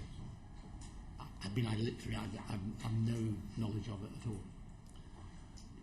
You were asked earlier on, I think, as regard the secrecy of the process, and I think you were asked this question, but I didn't quite get the answer. Why is it that senior police officers, including chief constables, were not told about the letters? If this was transparent and open, why were they not told? They give evidence here to say they didn't receive, or sorry, they were not aware of the letters going out to these individuals. But they weren't aware even of the existence of a procedure. No, the system. No, there was a scheme. They knew about a scheme and about some cases being asked about by the NIO from memory. Right. But not the letters. Well, I don't know why. I mean, as far as I'm aware, this was handled within the PSNI, so I don't know why the chief constables wouldn't be. I mean, I'm sure they'd be aware of the scheme, that people were being informed. I mean, the one thing that's very clear is that I think people knew there were people who were being informed that they weren't going to be prosecuted. Now, you know, as for the individual letters going out, I mean, I can't comment on it because I don't know. Well, can I ask you finally just a last question? Do you believe that the victims will see justice for what has happened to their families? If we take the Enniskillen bombing, Le Mans, Darkley, all those horrific events over the years, do you believe that because of this process and what has happened, that they will see justice? In respect to this process, we've got to go back again to the fundamental point. This is about people who weren't going to be charged or prosecuted, right? In respect of the victims of the terrorism, under the Good Friday Agreement, the Belfast Agreement, we released convicted killers, right? Certainly did. Now, that's something you profoundly disagreed with, and others profoundly disagreed with, that I felt was necessary for the peace process.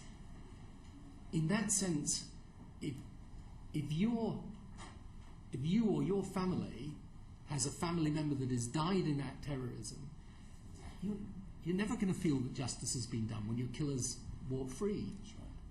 But it is in the nature of political decision making to try and make peace sometimes that you draw a line under the past, even though individually for the people who are the victims, they will never feel that is justified. Look, in what I do now with the Middle East peace process, I see this happening with the Israeli Prime Minister when he releases convicted killers as part of an arrangement for a step in the Middle East peace process. And every time he does it, there are large demonstrations outside his office, and there are families who say to him, "You have betrayed us, you have let us down, you do not care about what has happened to our loved ones." And what he's trying to do is the same as any of us try to do when they're in this situation. They're trying to do their best for the general good, but it's, you know, these are hard decisions to take, I'm afraid, and I'm not pretending otherwise. But the one thing I can say for absolute certainty is that without that provision in the Northern Ireland, or the Good Friday Peace Agreement, we would not have had peace. Whether it was justified to do is another matter, and I asked myself that hard question at the time, by the way. Thank you. Thanks very much. Tony, can I just say for the record that thank you for the work you did, the people who worked with you, the Prime Minister who was there before you, who I think doesn't get the praise he deserves for what he did, and some of the people in the room who were part and parcel of getting us to where we are today and where we've been for some time. I want to try and go through this in a relatively chronological manner. We've got a letter from Gerry Adams to yourself from the 8th of March, which speaks about how badly Sinn Féin felt let down because there hadn't been progress on the OTI issue, and as well as others. He says, since the suspension of the institutions, matters have deteriorated, and national and Republican confidence in your government is at an all-time low. I feel that on a personal as well as political level, your failure on these commitments is deeply damaging. And then goes on to say that you promised there would be responses by the new year. This is the March, there haven't been any responses. And then he closes by saying, both in terms of restoring confidence in the process and in your own approach to it, I think decisive action on these issues is now essential. That was in March 2000. Did you believe then there was a real chance of this collapsing, the total thing collapsing? Well, I did believe there was a chance of it collapsing. I mean, I think on the actual issue, I mean, as you can see from the letter, you know, Gerry Adams wasn't saying thank you for this administrative scheme. He was saying you let us down because you haven't done what you promised to do. So, I mean, look, there were points in time when the thing was more fragile than other points, and I can't absolutely recall in March 2000, but the three kind of dates that stand out in my mind are 1998, when this issue first arose, 2002, when really the whole issue to do with decommissioning was very live, and then late 2006 when the question was could you get the thing up and running or not. I was going to come on to this because the next time that we've got it's not the only information, but the minutes from a meeting that was held in March the following year, 2000, with Jerry Kelly, which seems almost like a business meeting where it's talking about there's a few more here and there's one or two more there. There's obviously been some progress. Did you not think then that things were moving in the right direction? And that there wasn't then the worry that it might fall apart?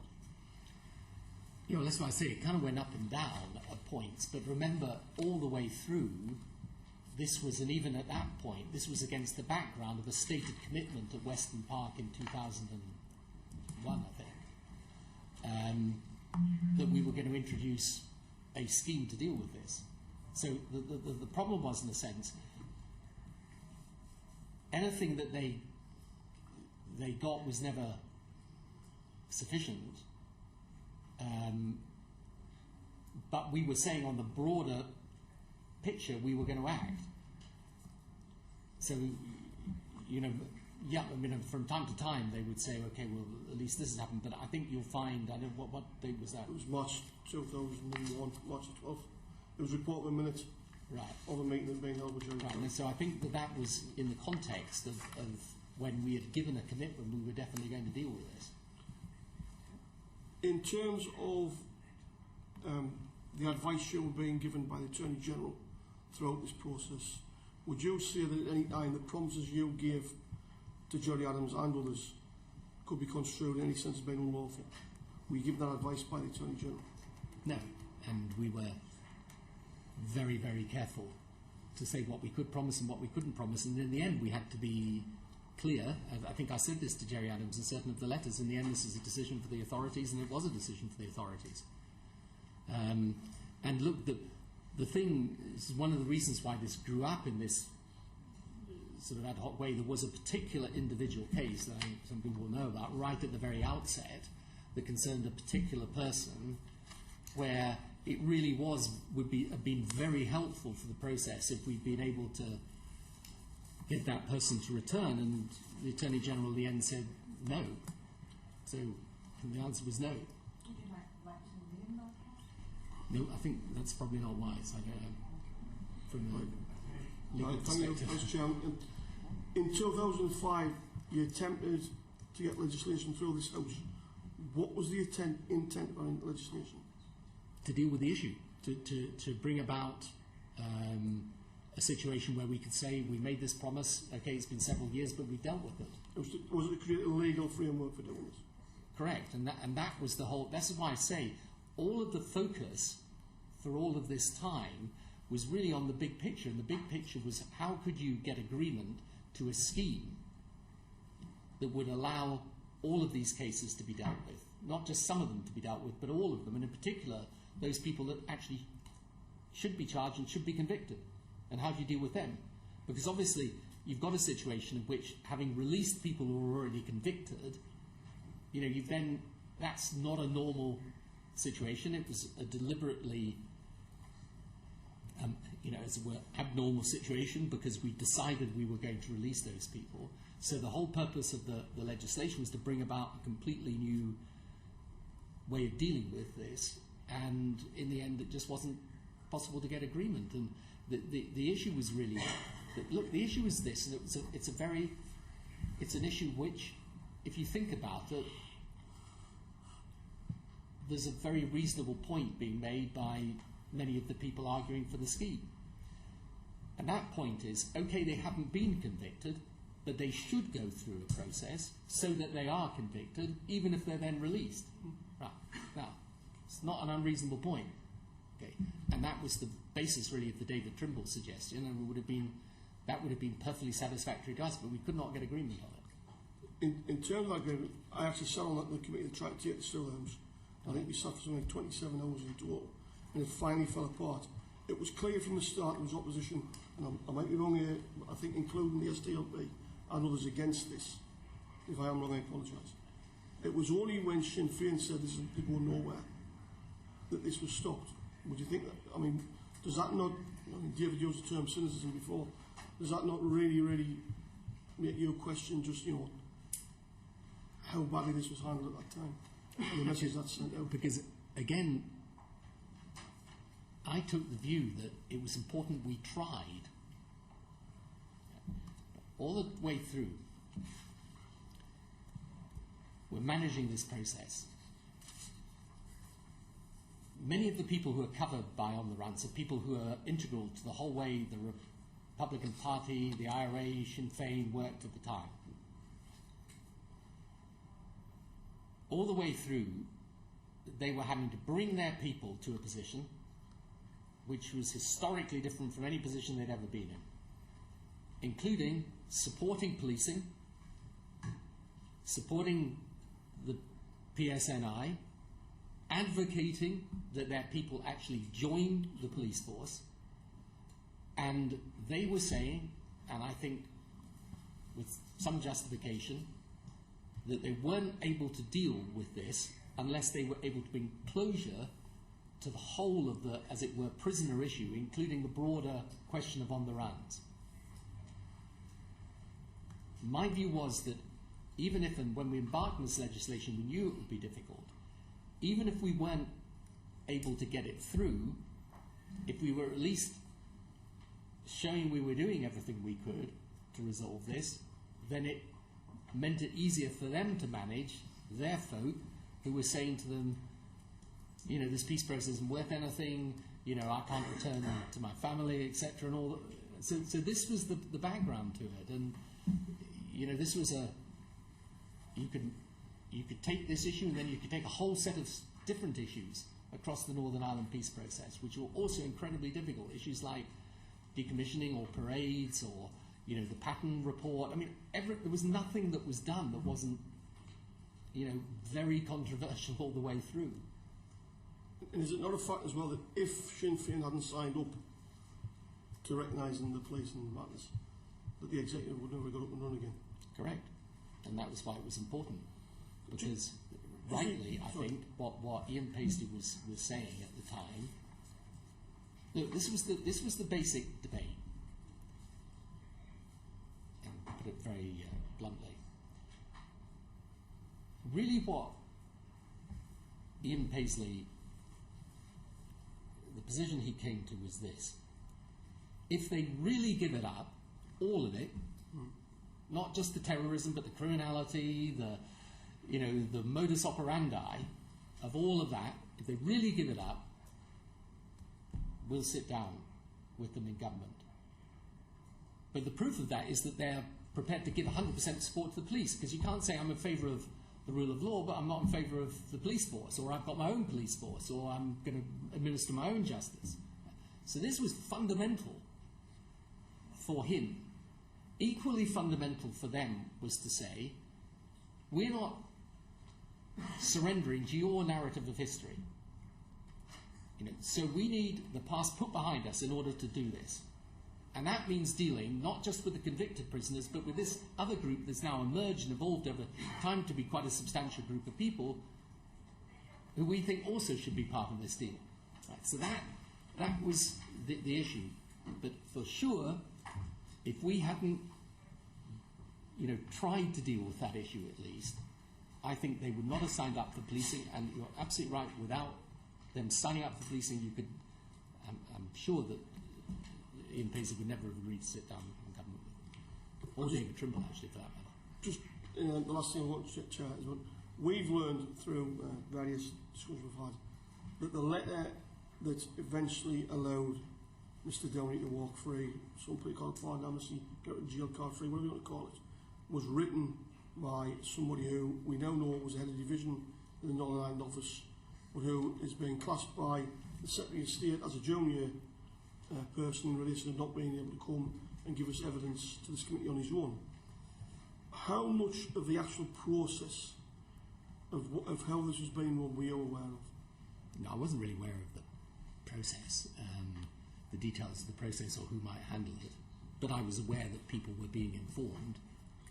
I mean, can I say another one? And how do you think it was being done, or did you think it was being done? And I don't mean this disrespectful. It wasn't like, look, there's a responsibility, get over it. I don't mean that you're discharging responsibility. We think, right, they've got it in hand, therefore it's okay. Right, because the important thing to understand is that this was the application of the law. Mm-hmm. It wasn't not applying the law. Right, so as far as I was concerned, this was the best we could do, which was to say in respect to those people who weren't going to be charged, you're not charged. Now that's a perfectly lawful process, you're perfectly entitled to do that. So I didn't get myself into the detail of that. As I say, the detail I did get into was how you deal with the big picture. But I mean, I no particular reason to want to know the detail of that. Looking back, I know it's dead easy for all of us to, who do you think should have been sending those letters out? Let's have a debate whether it should have gone on. Do you think it was the NIO's responsibility? If it was, how the change should have been, or should it have been the CPS or the police? I don't know. Really, I mean, I don't know what would have been best, but I mean, I think it's look. Once you decide you're going to issue such information to people, you're going to tell them. Then how it's done, I think, is less important than the fact it's done.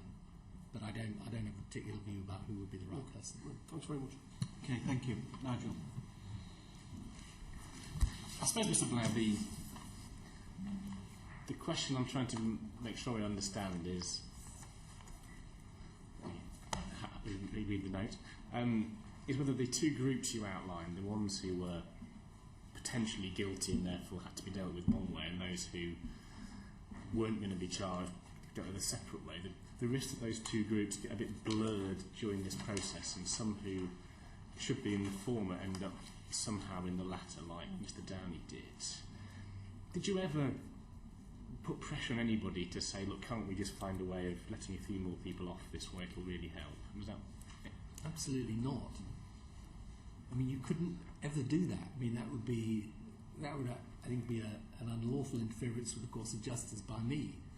So, absolutely not. And I do repeat, the Downey thing was a mistake. I mean, that wasn't an attempt to blur the line, it was just a mistake as to which side of the line he was. So when you discussed with Sinn Féin the administrative scheme for people who weren't going to be charged, how did you sell it to them? I mean, was it just purely a normal process? This is the thing, I didn't sell it to them. What I said is, look, the most we can do is to apply the existing law. So if there are people, because what they were saying was there are some people who don't know whether they're sought by the authorities or not. They don't know. And by the way, some of these people turned out not to be sought by the authorities at all. So issuing letters to them is, why not when you do it? I was never having to... The issue wasn't selling that to them. The issue was trying to persuade them that I was sincere in dealing with the on-the-runs, even though at each stage I was coming back to them and saying, no, I can't do that, and I can't do this. And no, the Attorney General said, we can't do that. But I can kind of absolutely see, of course, that telling people who aren't wanted they're not wanted isn't that controversial, but sending letters is a bit unusual, isn't it? Well, I don't know that it is particularly. I mean, was that something Sinn Féin asked for? Okay, not just an assurance, we need something in writing we can rely on? No, I don't think they ever said that. I mean, they never took much of an interest in this particular part of it.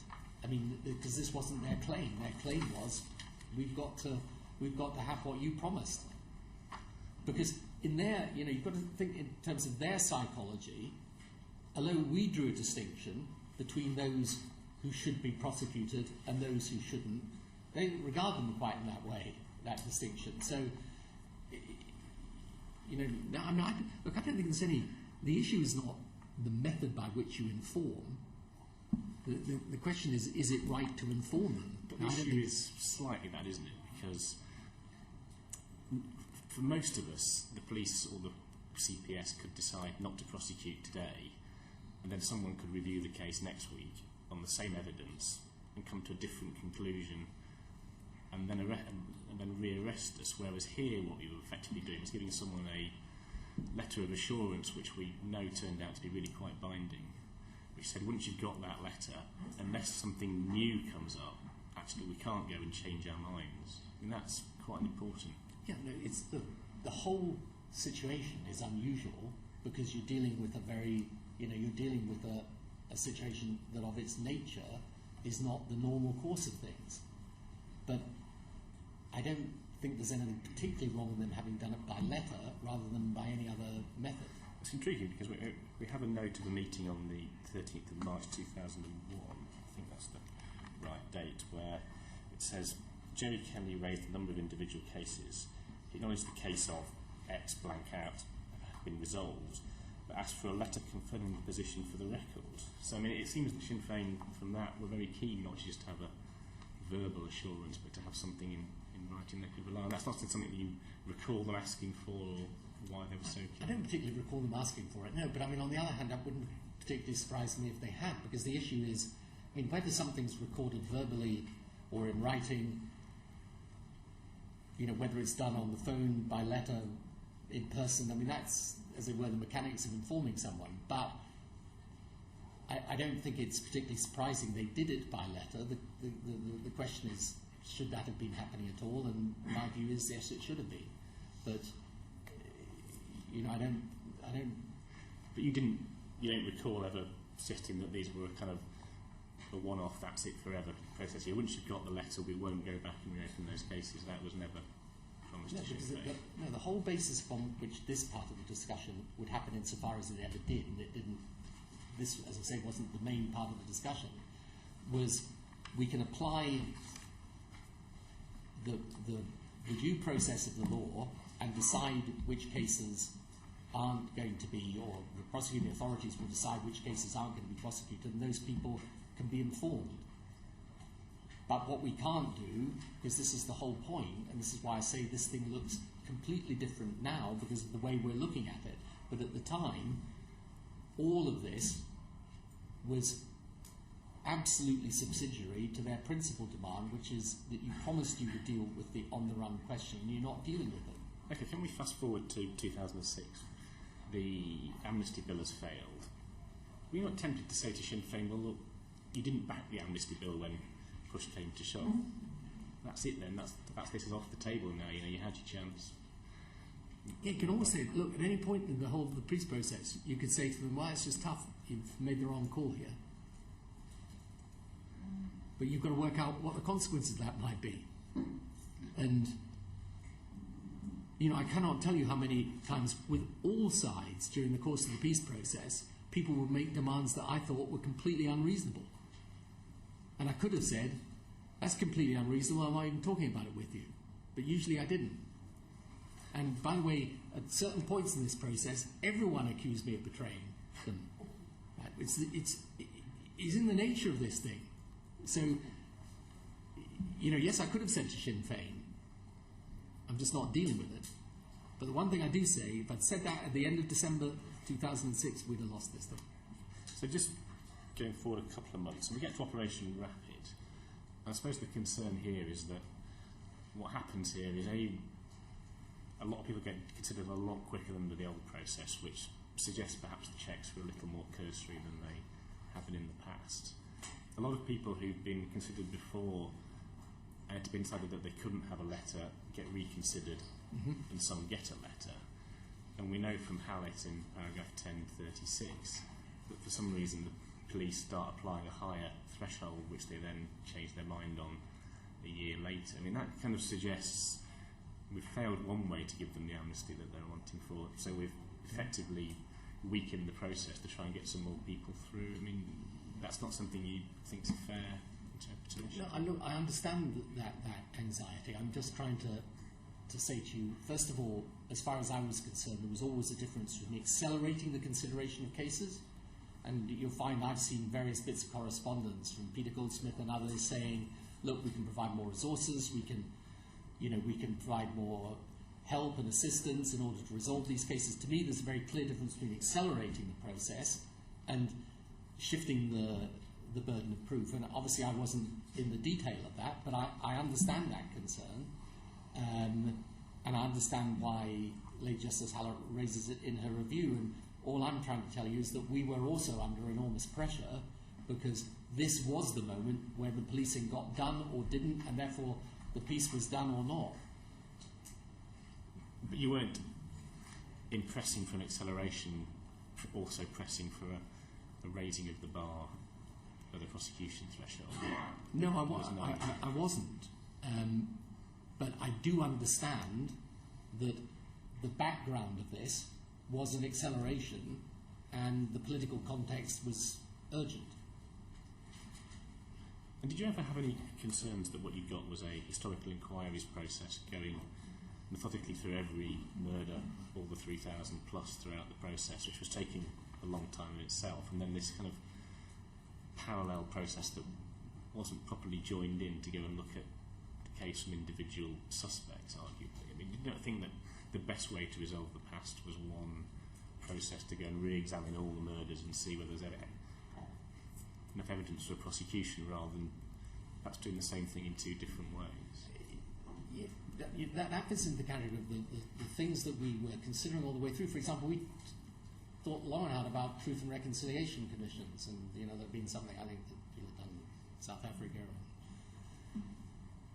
But all of these things were always very difficult because you have to agree the terms of them, and then people would dispute the terms, and then others would fall out about it.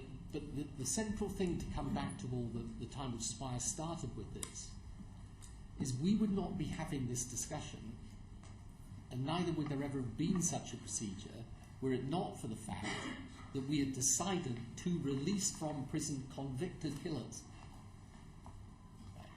as a result of a political deal, not as a result of a reconsideration of their evidence, not as a result of a diminution of the seriousness of their offence, but as a political agreement.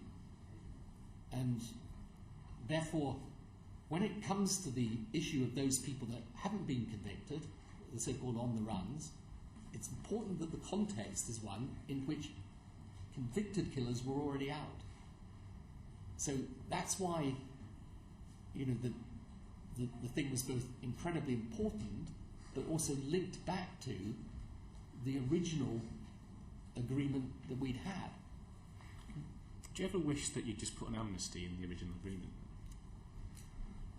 Yeah, but in a sense, where that's what we thought we had. With the Good Friday Agreement, we were dealing with the convicted prisoners. This on-the-run thing came up a little afterwards. So that was what you intended, it was to be a general amnesty, no more prosecutions for anybody? No, but you could say no more prosecutions for anybody, but in terms of we were dealing with the convicted killers, and once it then emerged that there were people who hadn't been convicted but might be charged, the question was what you did with those, and the whole purpose of what we were engaged in was trying to find effectively also a release scheme for them. But we weren't ever able to reach agreement on it. So what we were trying to do was to make this thing work, but without the ability to do such a general scheme. I mean, what the Sinn Féin people were always asking for was precisely that. That was their demand from the beginning through to the end. And as I say, we never did manage to meet that demand. But that's that's the way these things happen. I can see your logic which says, well, if we're going to let people out after 2 years, effectively, what's the concern about just not prosecuting? But one of those involves, a court appearance, it involves a conviction, it involves some kind of punishment, it gives some kind of closure. One just involves wiping the slate clean and just forgetting about it. I mean, there really is quite a hurdle between those two. I don't think you can just say, well, it's about the same, isn't it? No, I'm not saying it's the same, and the point you make is a perfectly reasonable one. Although I have to say to you, my experience is that the families of the victims of people released who were convicted killers under the Good Friday Agreement, significant numbers of those people were also deeply angry and unhappy about it. Yeah, but that was a referendum and a vote. I mean, you don't like it was democratic, it was done. Yeah, but I don't think that, if you've lost your loved one, I'm not sure that makes a great deal of difference to you. But anyway, the fact is, you're right, and that's why one of the things that we looked at was whether, and this was actually the David Trimble proposal, which is a perfectly sensible proposal, and I was happy to run with it. We couldn't get agreement on it. I mean, do you fear that the blurring between a conviction and a sentence rather short and just no further action may have permeated the system, and perhaps other people were a little less clear than you that there was a big line between them? Right, but the people that received the letters were people that weren't going to get convicted because the prosecuting authorities had decided there wasn't the evidence or insufficient evidence, or it wasn't right to prosecute them. So what you're saying is an argument, and was the argument, by the way, frequently made against the bigger on the run scheme. But we were never able to get agreement on that. And, you know, in the end, I was also, that's why I was attracted. My preference would have been probably to have run with something like the David Trimble proposal, because then at least you could say people have gone through a process. But it was just not possible to get agreement on that. And, you know, I come back and I emphasise again that the historic nature of what we were asking the IRA and Sinn Féin to do in this. I mean, we were asking those people that had grown up with a narrative about policing in Northern Ireland of hatred, of these people are the enemy, these people are persecuting us, that they're actually going to stop doing what they were doing and join that police force. So the two defences for this scheme that we broadly had, one is it was absolutely essential for the peace process. The other is these were kind of like meaningless letters that were normal parts of the criminal justice process. You're kind of saying it's both.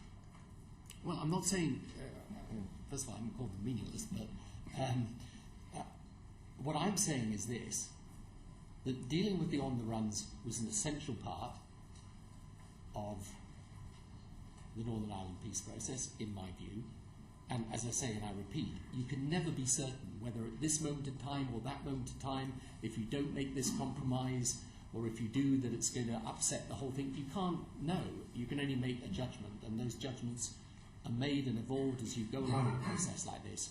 All I'm saying is that was essential, in my view, to the maintenance of the process. And this was the most that could be done, because it was done within the existing law for people who were not going to be convicted. Thank you. Well, thank you very much indeed for coming to see us, and also thank you very much indeed for staying here for so much time, because I think we've run over quite considerably. I'm very grateful to you for doing that. And so I can put this in a bit of context as far as I'm personally concerned. I was in Harrods when that went up, and I was in Brighton 10 minutes before, and I left the Grand Hotel 10 minutes before the event took place. So I'm fairly personally involved in some of this stuff. One of the people who I've taken particular interest in the course of this inquiry has been Rita O'Hare. Was she one of those people who was being considered on the runs, or was she the first person who you may have actually considered finding a way of how you could deal with that? Well, I don't know what I'm able to say about any individual. I mean, I'm, by the way, not perfectly happy to talk to you about it, but I'm not sure if it's legally appropriate. I don't want to put myself or you in a position. Right. I mean, I think you need to take some advice before you do that, because otherwise there could be all sorts of information. We have talked to other people about it, including Jonathan Powell, as you probably know. And he confirmed names to you? Oh yes, most certainly. We had a conversation which most certainly he talked about it. And indeed, he told us of how it was that he had been down to Dublin to actually meet her, and he had advised her not to come back to this country or come back into the United Kingdom, because she was most certainly wanted for absconding bail, I think in 1972, which she was involved in. And it's a very well-known story, and indeed I think it even appears in his autobiography as well.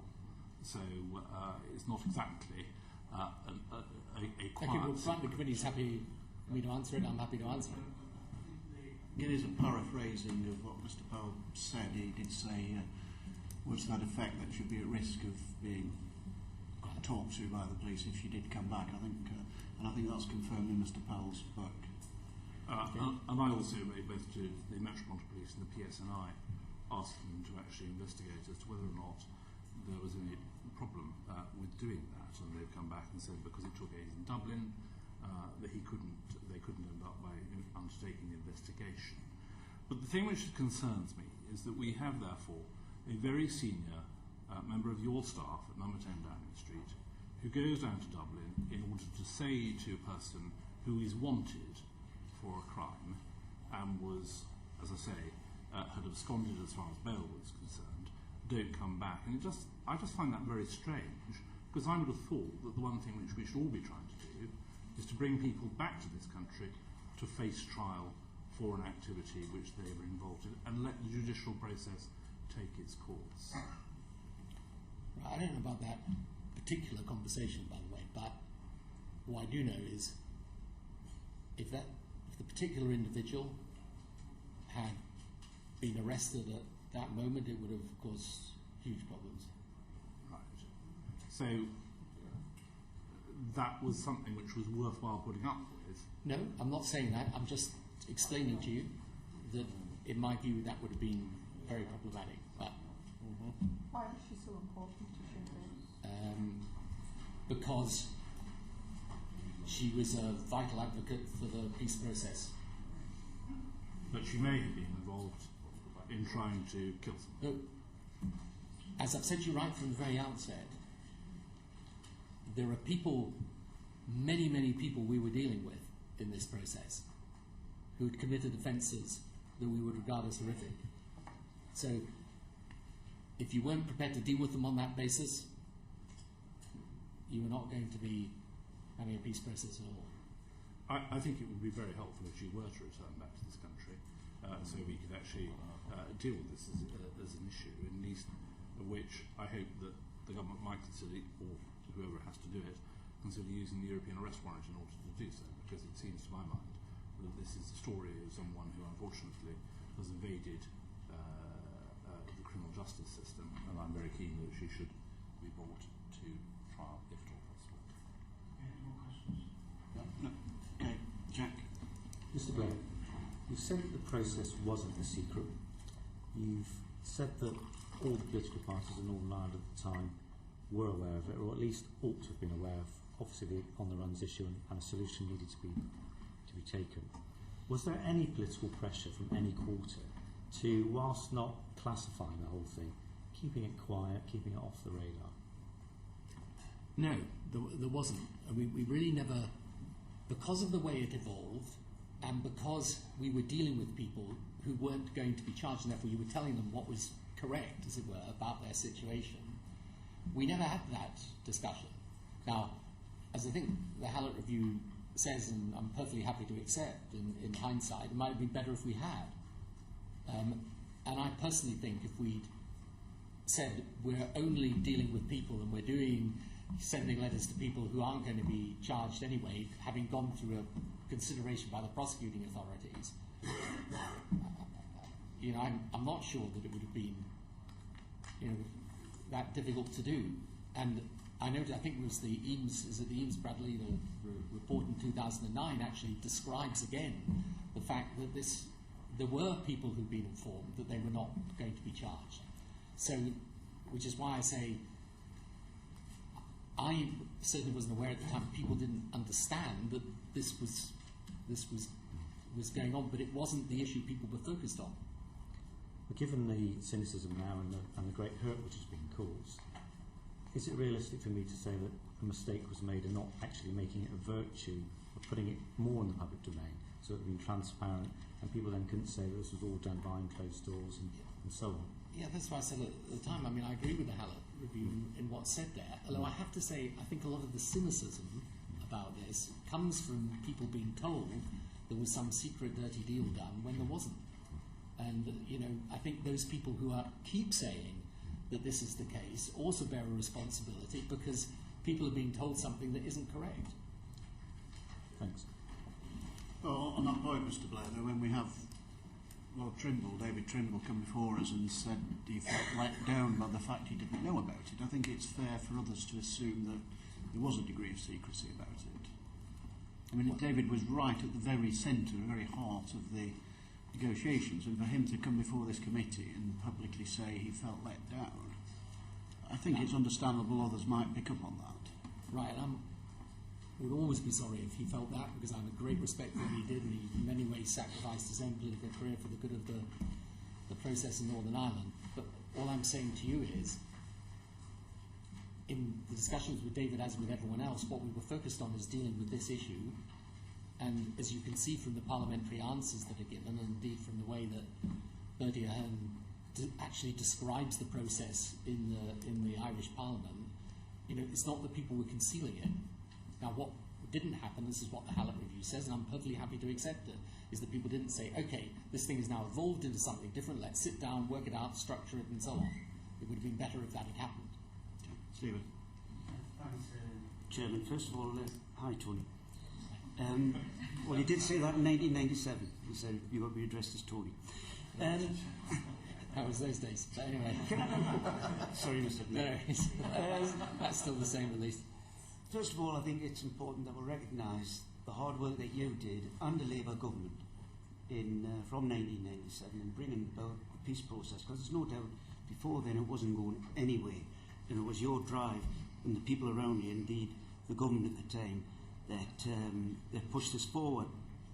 Now, when you consider now the climate of fear after that horrendous weekend in Paris and last week, and you compare that to the fact that 3,600 were killed in the Northern Ireland issue, and the climate of fear that was around every day in Northern Ireland over a number of years, there's no doubt about it that the Good Friday Agreement was absolutely momentous.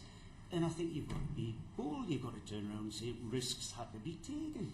Risks had to be taken to get a better society, such as releasing convicted criminals from both sides, convicted killers from both sides of the divide. And through that, we've got a better society today. I don't want to ask you a question because we've been right round. I think you've put in a good performance today. I'm pleased you came in. I'm pleased you came in front of it. I was one of them who pressed for you to come in front of it because you've got a story to tell. And I think, thanks to you, Northern Ireland can look forward to a better future. Can I just, that's very kind of you, thank you. Can I just make one point actually about the time before I came to office? I do actually think John Major played an important part in setting the scene for this. And I do think that he also, when he was doing it, took risks. And there were times when things were done that, were difficult to do. But I honestly can't think of a process that you're ever going to have of this nature that isn't going to require that type of approach. Thank you. We've one or two very brief supplementaries, if you're happy just to take them. But can I ask colleagues to be very brief, please? Sylvia.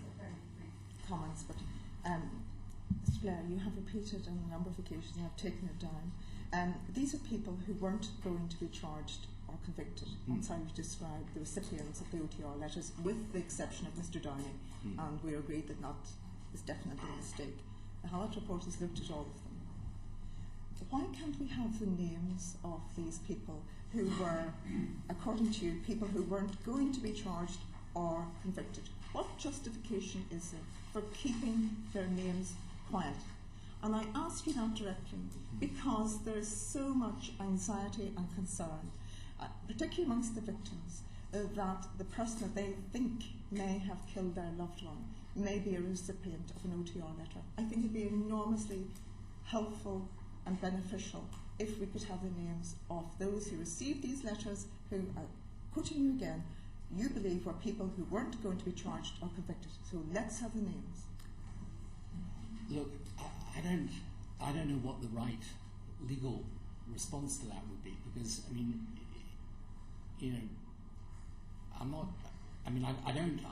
personally. Do you think they ought to be Well, I think it depends on.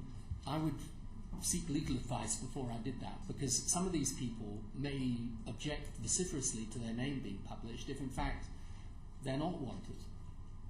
They may say, you're putting my name out there and actually there isn't evidence against me. So it's not it's not an objection in the sense I understand, and I'm sure people are very happy to look at ways that this could be explained to those who were the victims of individual acts of terrorism or the families, but I'm not sure that it would be possible.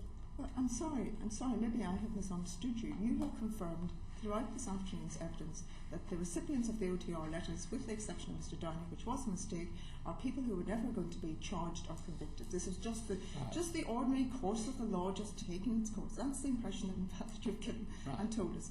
Well, if it's just the ordinary course, and these people were never going to be charged or convicted, then what objection could there possibly be to their names being disclosed, and then we all know they're innocent people who are never going to be charged and convicted? Because I think what some of them may say is, in the context of everything that's happened, that might be putting them at risk. I don't know. I mean, I've literally not thought about this, and I think if you, as a committee, are going to make a deliberation on that, I mean, I'm sure you'll take legal advice as to whether that's possible. I'm simply saying I don't know. I mean, I've never thought of that, but I could see a situation in which, if you were one of those people, and let's say you're one of the people that Lady Hallett refers to, who actually have never even been sought, you put your name out there in the context, we're not talking about a situation which has not got a certain heightened tension to it. People might deeply resent that. Vote coming up fairly quickly, so I don't intend to go beyond that vote with the committee. So can we be very brief, please, Ian? Yeah. Again, thank you for coming here. And whilst it might seem very personal, it isn't about you in that sense. This is about a point in the process which we're examining, and it's important that we do test it robustly. And unlike some members, I do want to ask questions because I think that's why you're here. You've said on a number of occasions today that you're surprised that people just didn't know about all of this. There's two reasons why that's clear. It couldn't have happened. First of all, people would have made political capital out of it, as you know, was always the way in Northern Ireland. Those for and against it would have made political capital out of it. That didn't happen until after the Downey issue and debacle was exposed. But secondly, and this is my question, under your government, and indeed before, but principally under your government, judicial review became the norm. When a government policy was produced, it was tested. Potential claimants with the right to test it. The fact that for 14 years, potential claimants of your policy, some of whom are sitting in the gallery, had no right to use and exercise that basic human right of exercising judicial review of your policy because it was kept from them. They didn't know what was going on. On that way and on that basis, you bent the law, twisted on the law, and indeed frustrated the law from taking place. Whether you acted illegal or not will be a judgment that we will have to make as a committee. But on that basis, you frustrated people exercising their basic right to judicially review this decision. Do you accept that? I don't accept that. So how could I have judicially reviewed that as a claimant, as a victim? These were people, look, first of all, this goes back to the point we debated earlier as to whether this was secret. The Hallett review finds it wasn't, and part of the reason... So how did I judicially review this letter?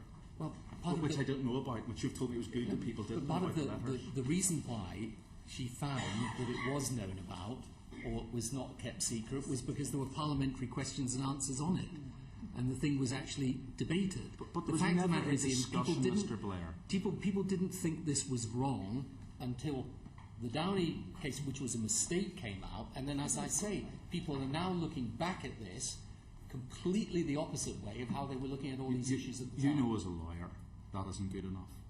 You know, as a lawyer, and indeed if you were there representing a claimant, that their rights to test this in court was denied to them for 14 years, and now it's not open to them to test. I don't agree I don't agree in any way that we abrogated judicial review. But Ian, the fact is, you and I come at this from a completely different perspective. That when we did the Good Friday Agreement, the Belfast Agreement, you and your party were opposed to that agreement. Yes, but we accepted the outcome of the people. Well, we were never allowed to vote in this aspect because it was secret. Ian, That's the difference. There was never anything that you accepted if you didn't agree with it. No, it absolutely is true. Order. We want quick order. We want very quick final question. In fact, you've made clear today in evidence that we accepted and going into government with Sinn Féin. Why did we do that? Because we got them, after pressing you and pressing them, we negotiated for them to sign up to the rule of law, support for police, and more importantly, something you pushed me on a phone call one night, don't ask them to publicly swear an oath of allegiance to the police. We asked them to swear the oath of allegiance. We got that oath of allegiance. Now, that is not the same side or the opposite side of the coin of Sinn Féin doing a deal with you 5 years before on this. First of all, they didn't do a deal with me, right? But secondly, I totally applaud the stance that your father took and you took in eventually going into government. But let us be absolutely clear, left the DUP in 1998, we would have had no Belfast Agreement, no Good Friday Agreement, no peace process. I'm not disagreeing with your integrity in taking the positions that you took, I'm simply pointing out the fact that without actually the UUP in power at the time, we would never have had the peace agreement. We were a minority party. Okay, right. Final question, Kate. Very briefly, please. You've come along today because you've nothing to hide and you've been very frank and open. Does it surprise you that the other key player in all of this, Jerry Kelly, has refused to come along? Does that tell us something, that he has something to hide? I'm afraid that's really a matter for him and not for me. You won't be meeting him at any event? Not that I know of. Right, Mr. Blair, thank you very much for joining us. Order, public session closed.